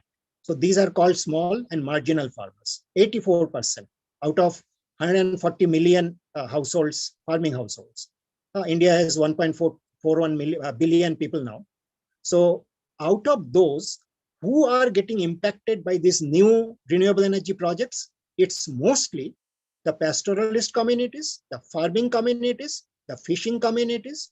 So while we are establishing large scale renewable energy power capacity, many of these are again displacing the most vulnerable people. And the power generated gets transmitted hundreds of kilometers, sometimes thousands of kilometers, to big consuming centers, which are big cities and industrial centers. Right now, today, there is a massive action going on against the forcible imposition of one of the mega refinery cum petrochemical complex in one of our most industrialized states, Maharashtra. The area is Ratnagiri. It's one of the most agriculturally rich, biodiversity rich. It's in one of the biodiversity hotspot, Western Ghats. In that area, there's a mega refinery cum petrochemical complex being established, and the villagers are protesting. The people or communities are protesting. There is a force of 1,000 police persons now who are repressing this to displace them. So this is not an isolated incident. These are happening across the country. These are happening in many other countries. So one challenge is, while we do this kind of little bit of renewable energy, some kind of other transitioning from fossil fuels to non-fossil fuel energies, like some other speaker talked about a lot of electric cars. Electric cars run on electricity, fine. That means at that point, they don't generate emission. But every electric car, supposing 1,200 kg, they need that much of metal, plastic, rubber, aluminum, and the battery material of batteries. So those have an embedded emission built in. Those have a huge amount of mining built in. So instead of going for electric public transport, what you see in the world is private cars being electrified. We'll again depend on privatized individual transportation, so that people who have money, the middle, upper middle class and up. Like even in India today, a middle class person cannot buy an electric car. It's only the lowest priced electric car as an upper middle class can buy. So again, the transition that is happening for the upper classes, economically upper classes. The transition is not happening, better transition is not happening for the people in the economically lower 50% or 60% or 70% for India. So it's again a very unjust transition that is happening.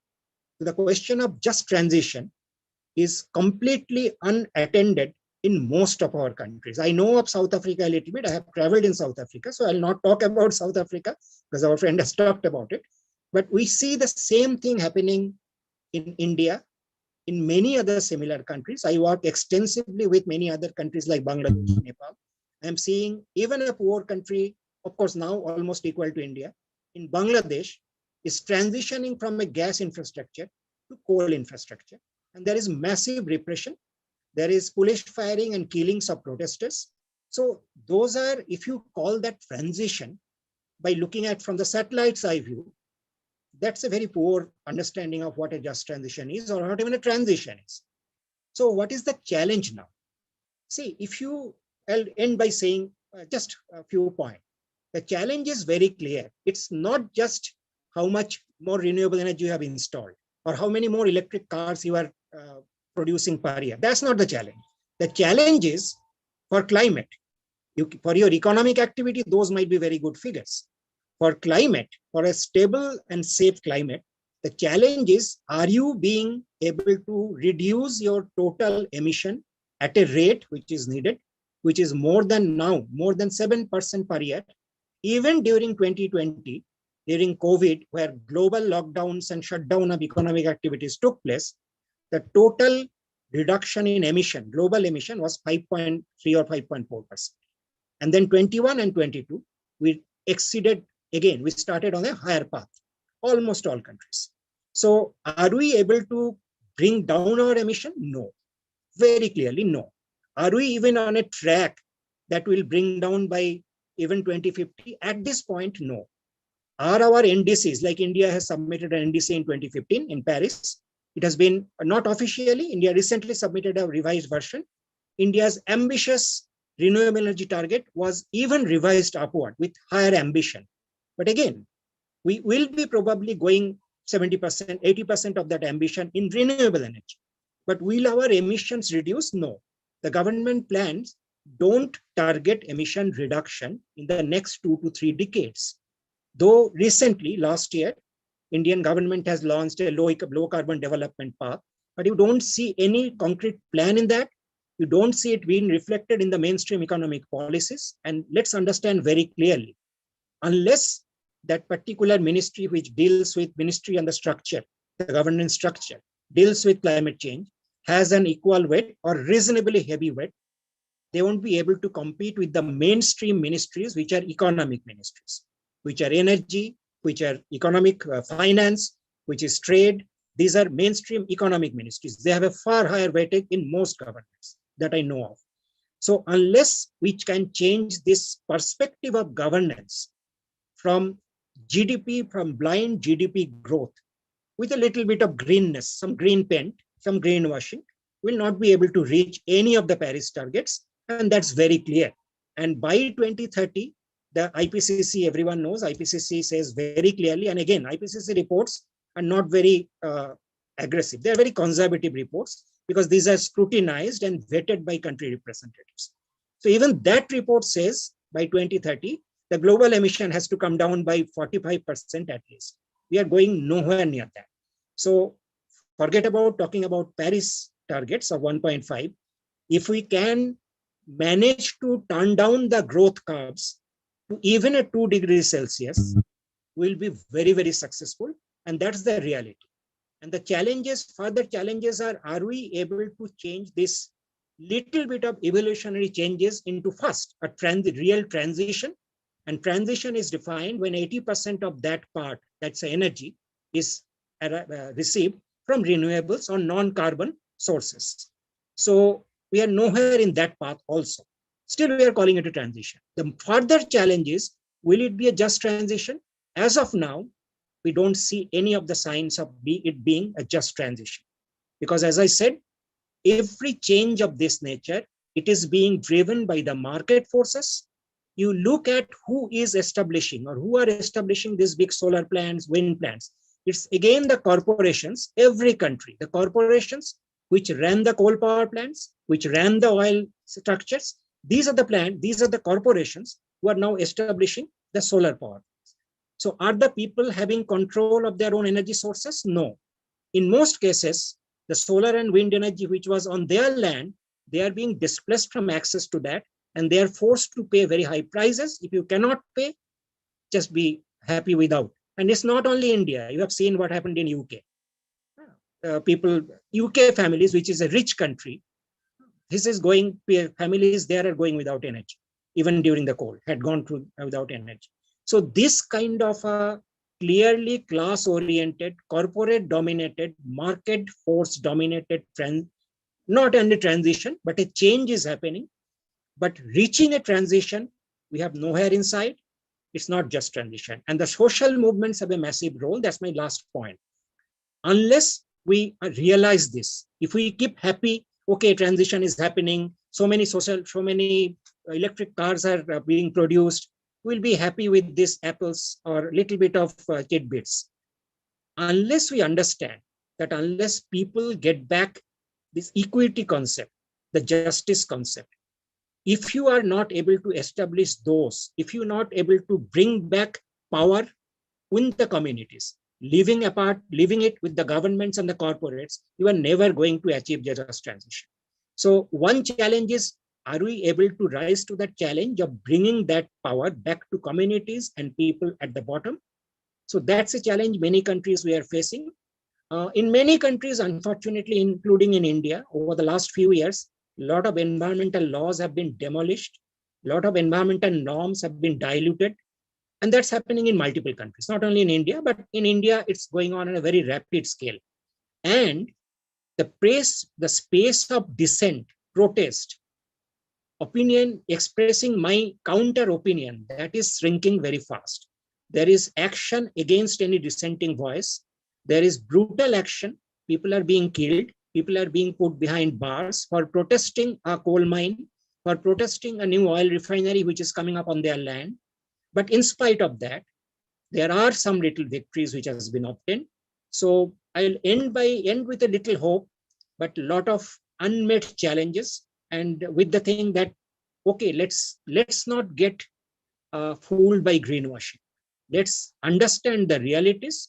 Let's understand what are the real challenges and how far we have gone on the other side, and how steep the action that is needed if we really want to come down to a reasonable, safe climate for the majority of people.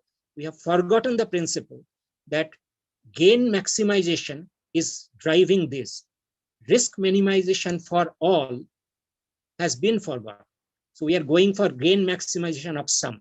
That has to be thrown out. Thank you. Muitíssimo obrigado, Samia.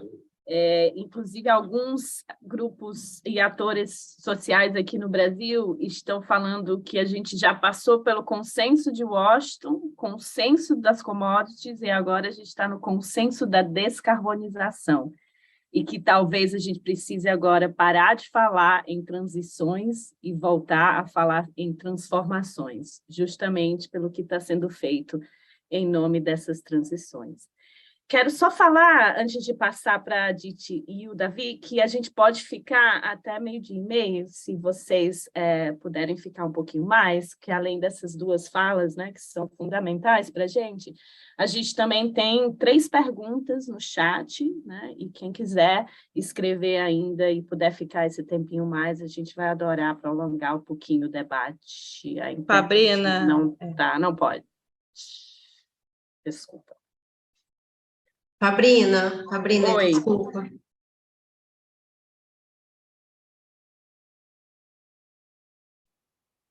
Será que a gente passa as falas e aí a gente fala no privado?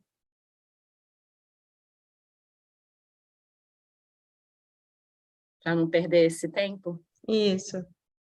Talvez posso passar para a Aditi, porque está falando em inglês? Ok. Não? Para o David, talvez?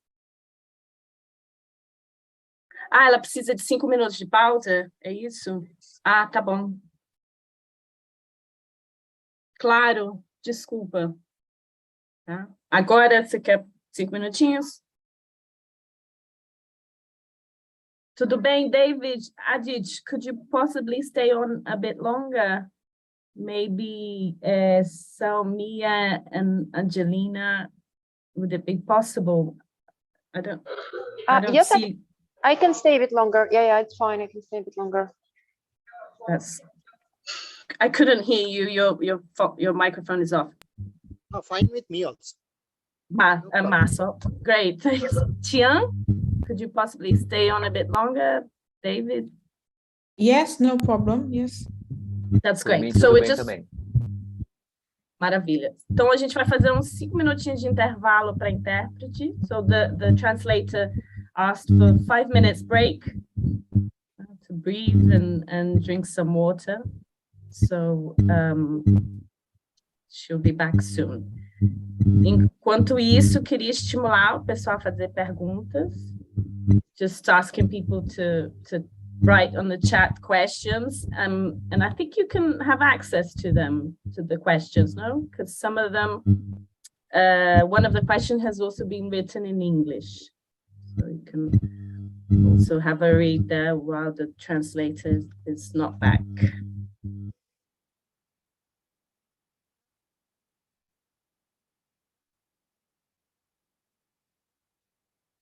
E se quiserem, enquanto ela não vem fazer alguns comentários curtos, eu posso traduzir aqui enquanto ela não volta. And if you would like to make some brief comments while the translator is not back, I can quickly translate if you would like.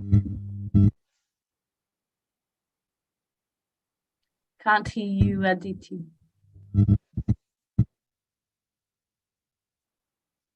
Não escuto. No. Salmia, could you possibly turn off your microphone, please? Thank you. Yeah, can you hear me now? Yes, now I can hear. Posso Just wait. escutar.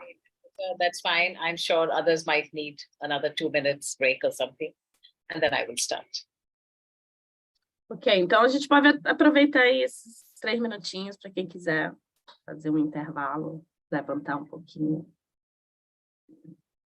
Acho que a gente nunca vai muito se acostumar com esse esquema online, apesar dessa possibilidade de poder estar ouvindo, né, companheiros e companheiras aí da Índia, da África do Sul, da China e da Rússia, né?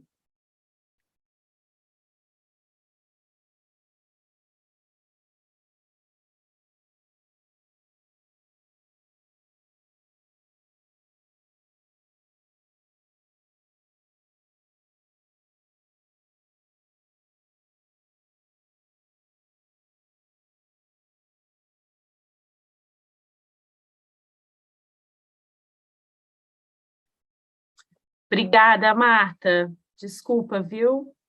Isso é uma falha grave aí. Sei que esse trabalho é mais do que difícil, complexo, cansativo. Então, um intervalo mais que justo.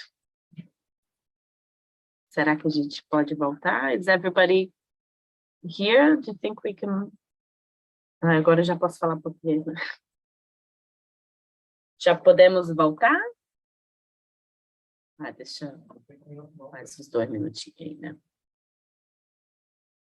É David ou Davi? Desculpa. Estou falando errado também, né? Vocês nem para me corrigir, né? Você estava sem o fone. É David, Davi? Oi. Pode ser Davi. Davi. Mais comum o pessoal me chamar de Davi. Tá, joia. Não, porque é errada a pronúncia dos nomes indianos, né? Ainda vai, mas de brasileiro pode não, né? Tranquilo.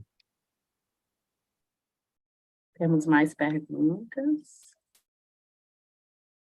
Ótimo. Belém do Pará.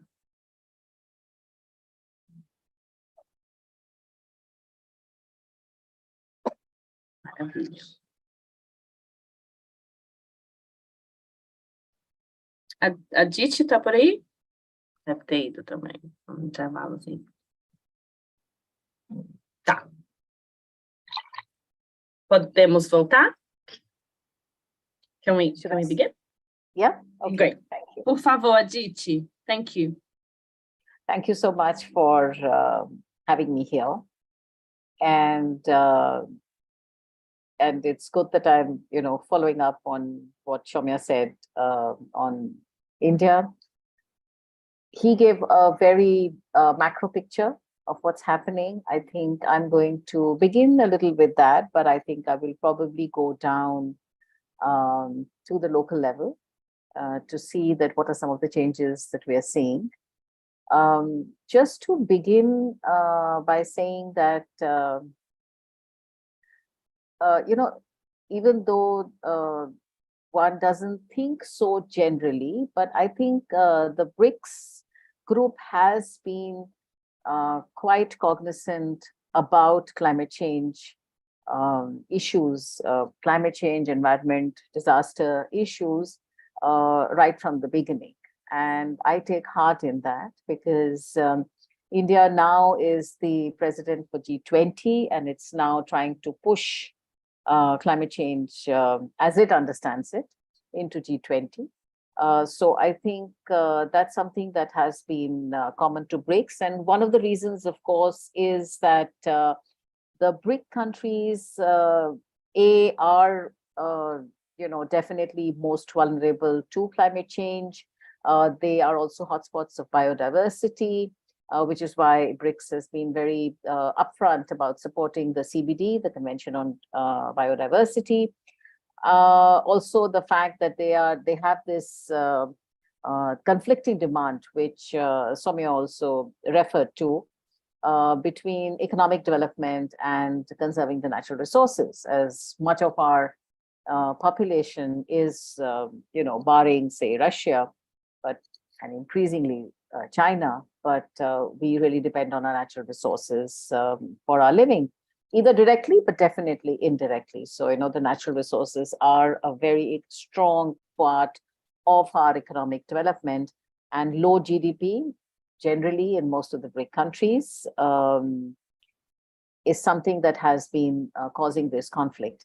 Of course, BRIC started for economic development, as Soumya said, but economic development is key to everything. Even when you look at civil society organizations, and when they, grassroots civil society organizations, when it starts working in a village, the only way it can mobilize people is when they feel that they can get some material benefit from, this particular mobilization as early as possible. It's not for any altruistic larger purposes. So I think economic development and survival is something which is very basic to our nature, and which is why the countries also got together at a time when they felt that, they had a lot of people, they were contributing largely to the global economy, and it was something that they could do together. Which brings me to the point that the cooperation among the BRIC countries on climate change related issues has been on very pragmatic issues. But now, increasingly and closer to the date, what is happening is that they're also taking some kind of a model ground, looking at climate change and sustainable development. And when they say we are doing it for equity, together, when they say it still depends on our national priorities and our national circumstances, because they speak together, they're able to take that advantage over other groups, even G7. So I think it's emerging as a power to speak on climate change.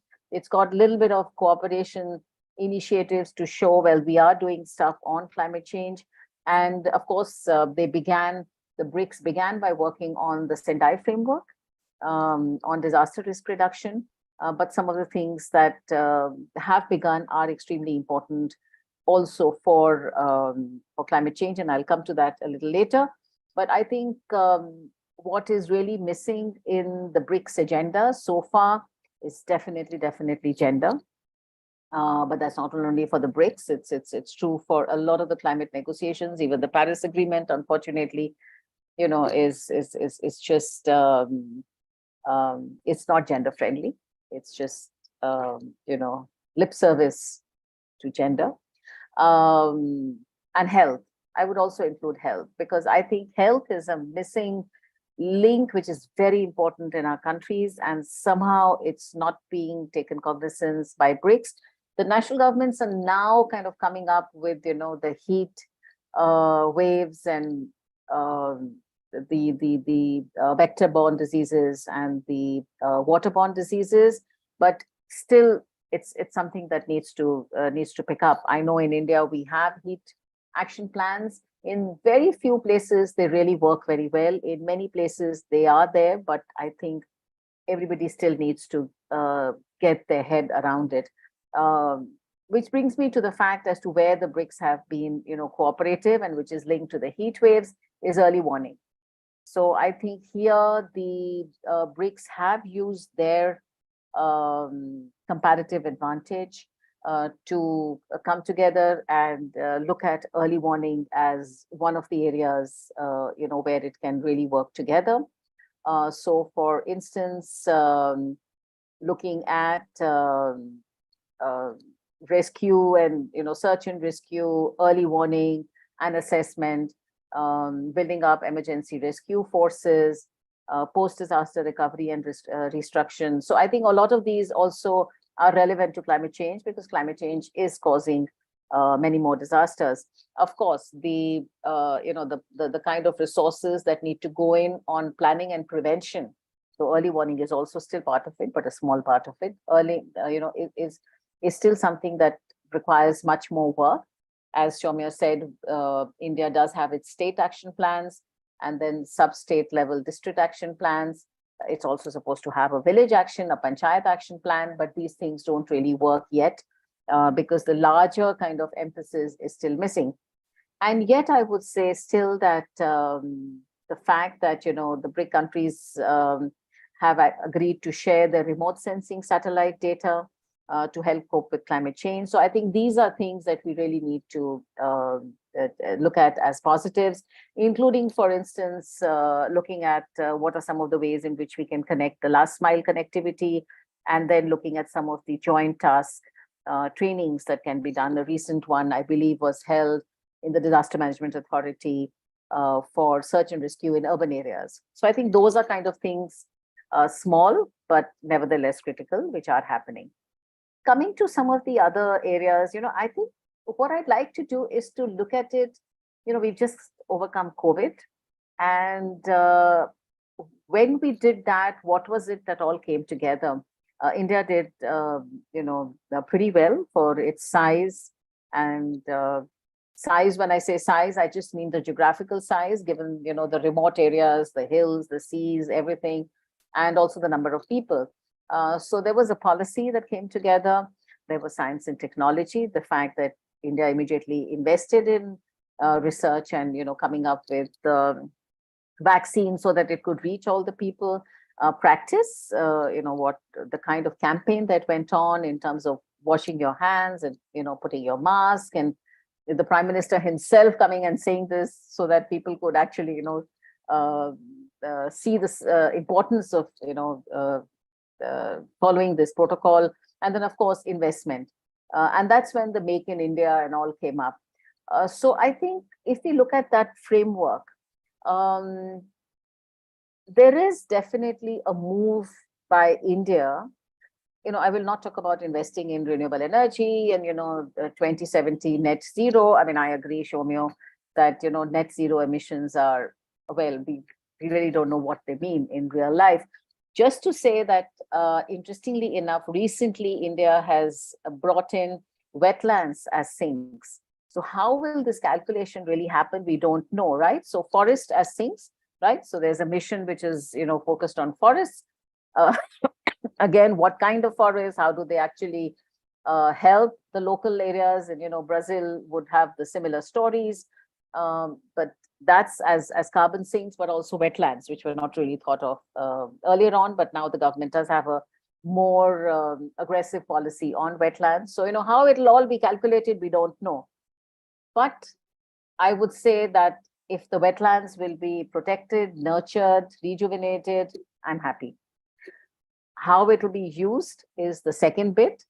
So you say, well, okay, solar power is coming up, wind farms are coming up, people are getting displaced. But unfortunately, displacement has been the story of environment and development right from day one. I mean, I've been working in this field for over 30 years, and multiple displacements, whether you're talking about roads or dams or mines or whatever. So I think this environment development kind of choice is something that's been there forever. For a government to see how it can actually deal with it is very difficult. So I think one also needs to be a little more pragmatic. So for instance, a lot of the small and marginal farmers who are whose land has been taken away, let me say that there's a lot of push migration from villages to urban areas. There are a lot of small and small towns which are coming up because these people are moving away. So there is overemployment and underemployment in agriculture for a long time. So definitely people would be moving away for various reasons, but a large part of it is climate induced, because of the fact that despite everything that the government is doing on coming up with eco-friendly agriculture, promoting organic agriculture, millets globally, it is very tough to have 12 months of food for a small and marginal farmer. So there is this move that is happening. So if these farmers are anyway going to go out and have only food for 3 months in a year, and if their land is taken up, then what is going to be happening? I think we need a lot of case studies to really figure out what's going to happen. But at the same time, I would say that one of the policies that the government of India is following is to really encourage the private sector to invest in, if I may say, climate-friendly interventions, but definitely in mitigation. It's got the private sector to come in, but also in terms of looking at more innovative ways of solar farms, right? So we do have now companies coming up with solar panels, which in the shade people can grow their vegetables. There are farmer clusters which are being promoted by pooling land. So there are more decentralized solar power plants that are being looked at. So I think there is this innovation which is happening very, very less, including with wind farms, small wind farms, so that they don't take up too much space. Those innovations are happening. There is this, at least the commitment by the government to promote these things. So at the policy level, at the practice level, at the investment levels, we see that at the science and technology level, the 4 kind of pillars on which I think that, we fought COVID. Coming to budgets and investments. So I must say that we have an annual economic survey that the government of India brings out. And I think for the last at least 5 years, if I'm not mistaken, it has actually been talking about climate change, agriculture, and climate change and sustainable development. So this is something new. It was not there earlier. And that's the National Economic Survey. The national budget talks about, green economy. Of course, it's heavily loaded towards mitigation at the moment, but we are hoping that it will slowly go towards adaptation. Adaptation is still very amorphous because it's all very sectoral. But yes, I'll just finish. So I think, but that's something that's happening. And state budgets, we now have green state budgets. So they are coming up with ways in which they can look at how rainfall is affecting their agriculture and what is it that they need to do. And the push for it really comes from sustainable development goals, which is what the government is measuring all states from. So I think this combination of environment and development is something which is interesting to watch.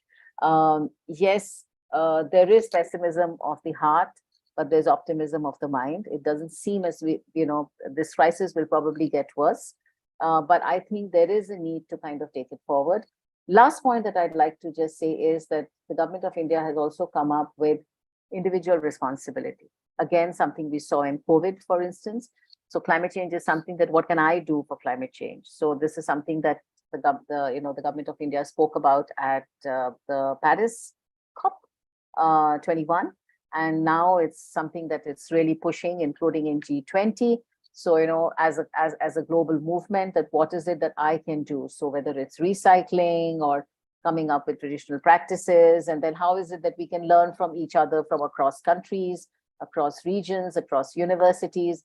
So I think this about involving people and, you know, spreading more awareness will also bring in more innovation.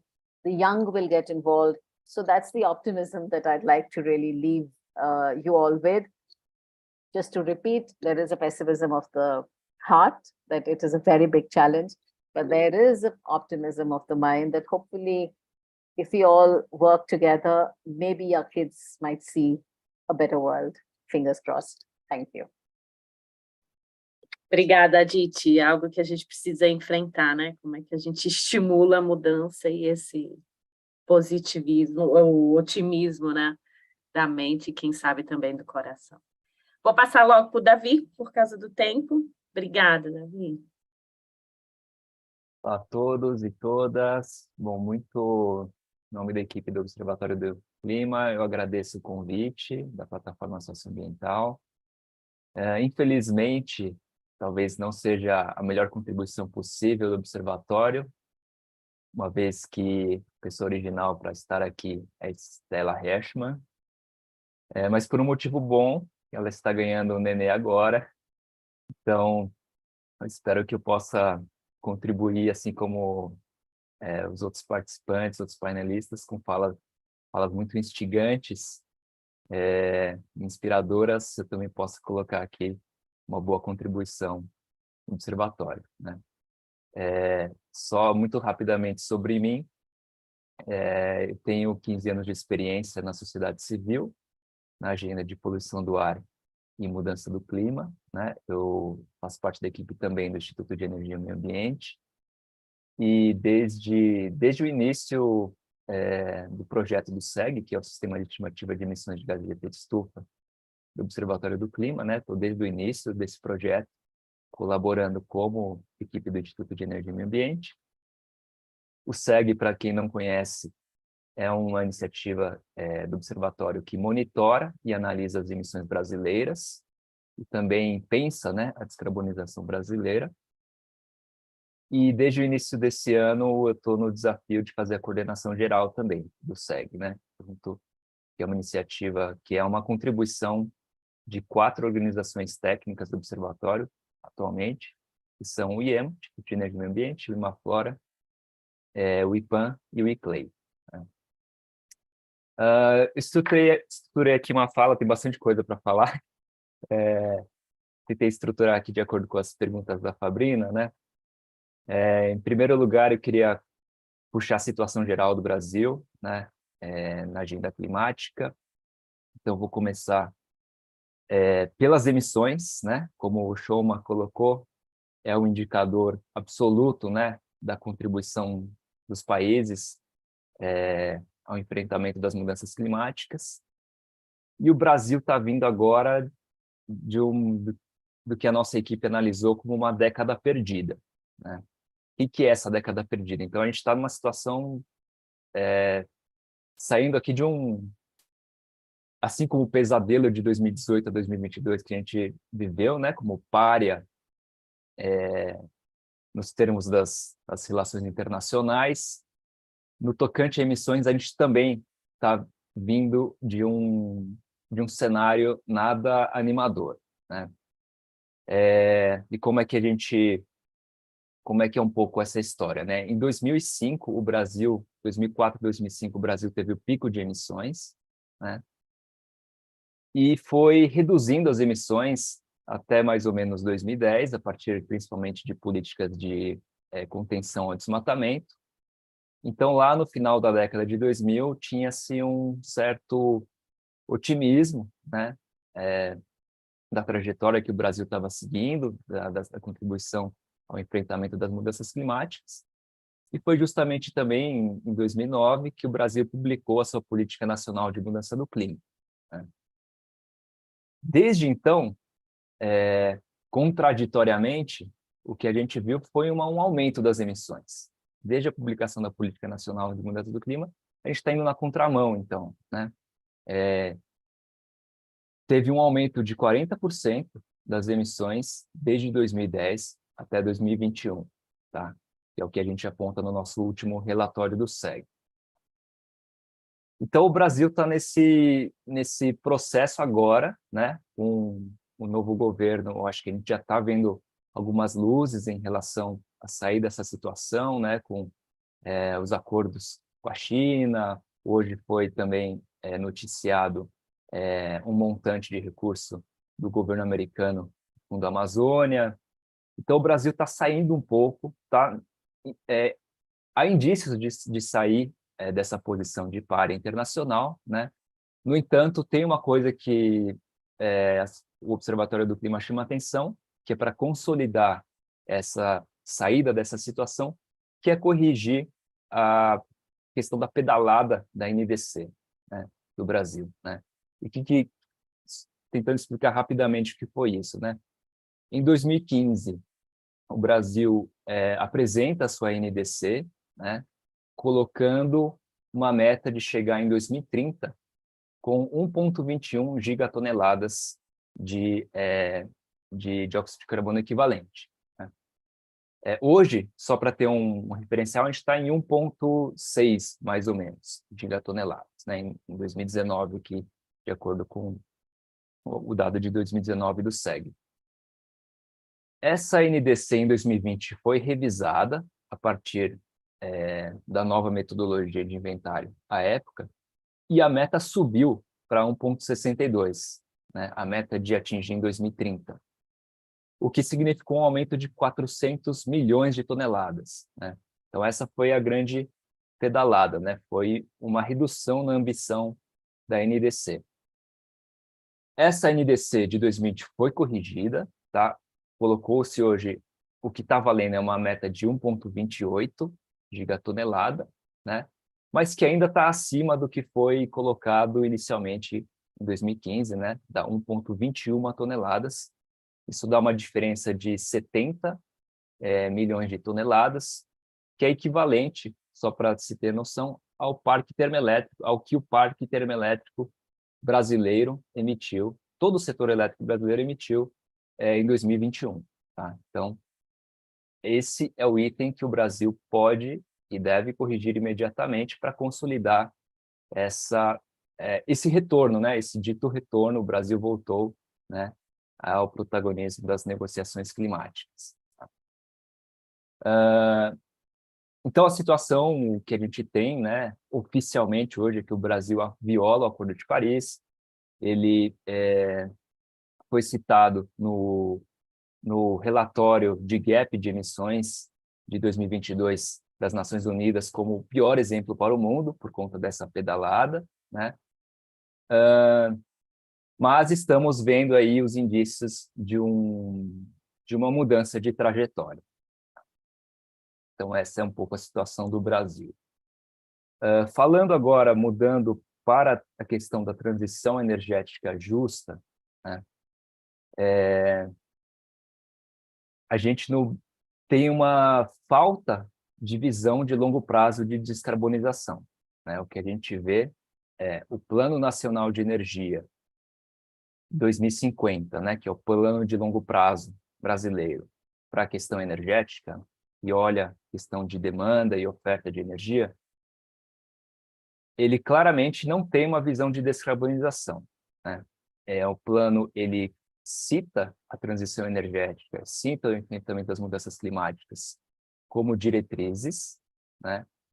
Mas ele não concretiza em ações que levem a uma trajetória descarbonizada, uma trajetória que contribua com emissões líquidas zero lá em 2050.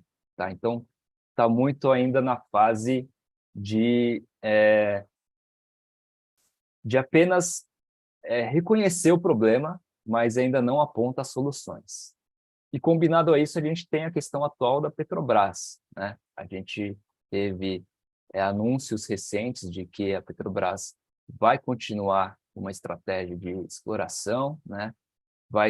Se colocou como se necessário, vai ser a última petroleira, né, a ofertar petróleo ainda num cenário, considerando o cenário de descarbonização, né, da Agência Internacional de Energia.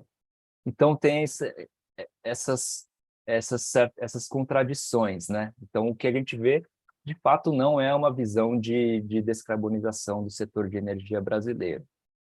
E aí também é possível falar um pouco outra provocação, que são as forças de mercado, né? Então, são as forças de mercado que ditam realmente, têm ditado aí o que está acontecendo, o que está sendo efetivado, né, na transição energética, e a gente faz alertas aí a ameaças iminentes que têm a ver com o que estão sendo trazidas por essas forças, né? Em primeiro lugar, que já se concretizou, né, tem se concretizado, é a questão da grande entrada do gás natural, né? Então, a gente cita, por exemplo, o jabuti da Eletrobras, né, na privatização, que colocou ali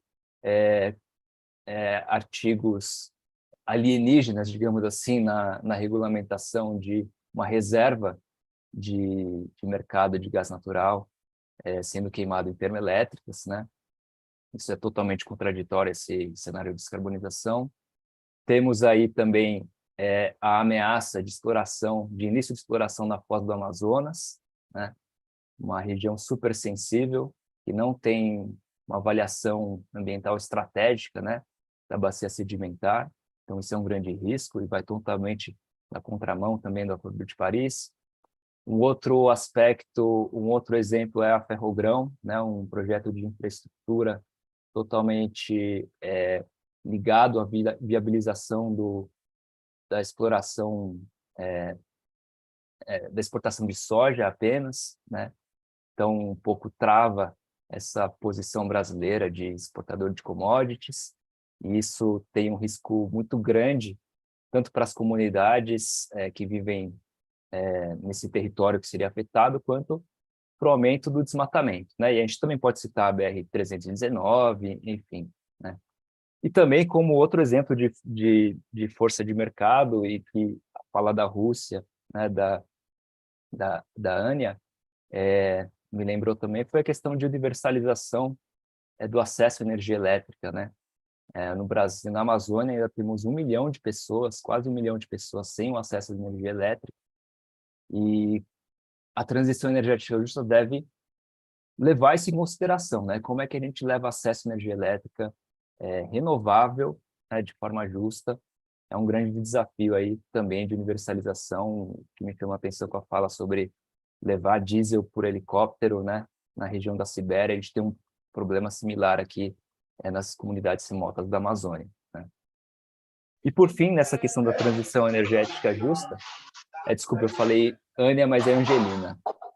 E tem um paradigma de exportador de commodities que deve ser quebrado, né, mas que também está sendo aventado dentro do contexto da transição energética, que é o hidrogênio verde, né? Principalmente o nosso Nordeste tem um potencial super elevado em aproveitamento eólico e solar, né? E há uma discussão agora de se produzir hidrogênio a partir dessas energias, né? E o que a gente precisa evitar é um cenário de que esse hidrogênio seja apenas exportado, né? Principalmente está sendo aventado agora para a Europa, mas que esse hidrogênio também dê impulso à reindustrialização brasileira e à descarbonização da indústria brasileira. E, por último, fechando aqui já sobre a sociedade civil, né? Então, o observatório ele tem tem buscado organizar as organizações com atuação no Brasil e brasileiras na agenda climática.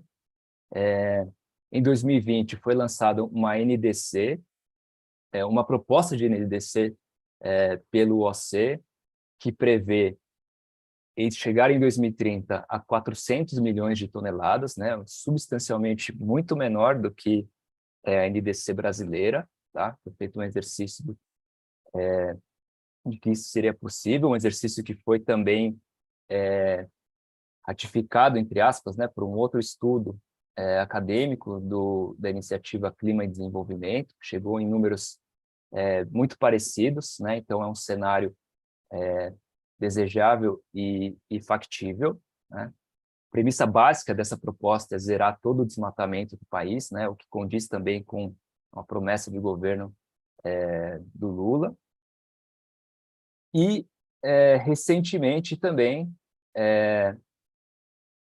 o OC lançou uma iniciativa chamada Brasil 2045, né?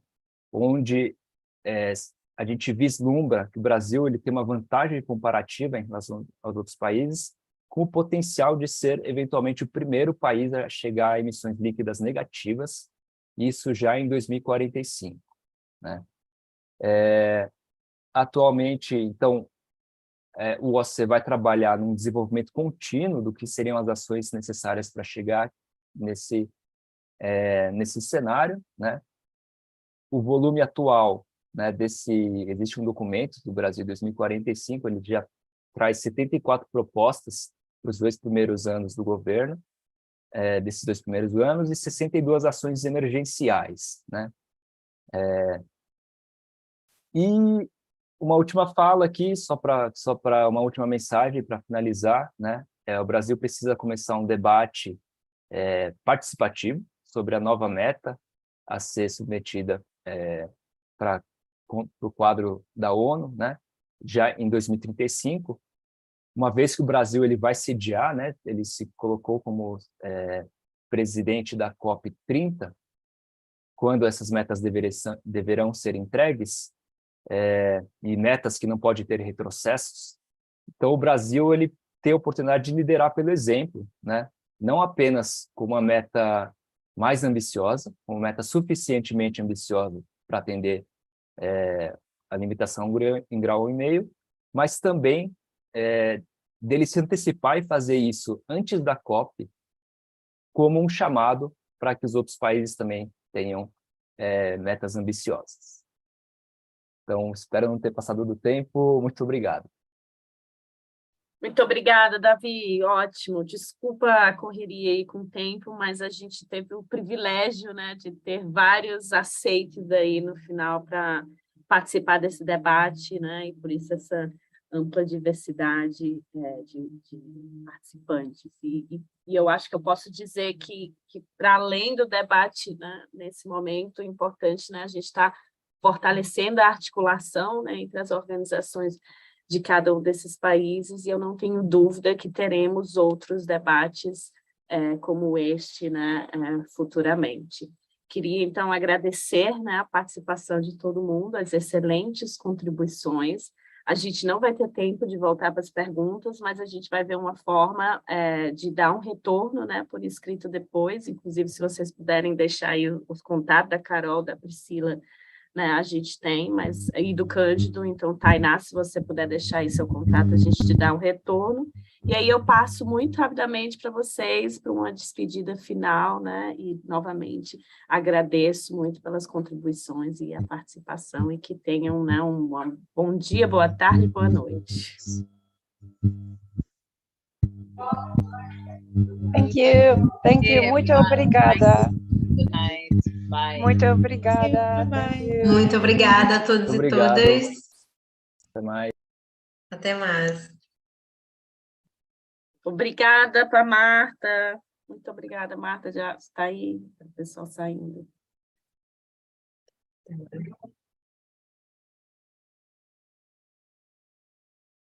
Obrigada, Marta. Obrigada, Marta. Desculpa.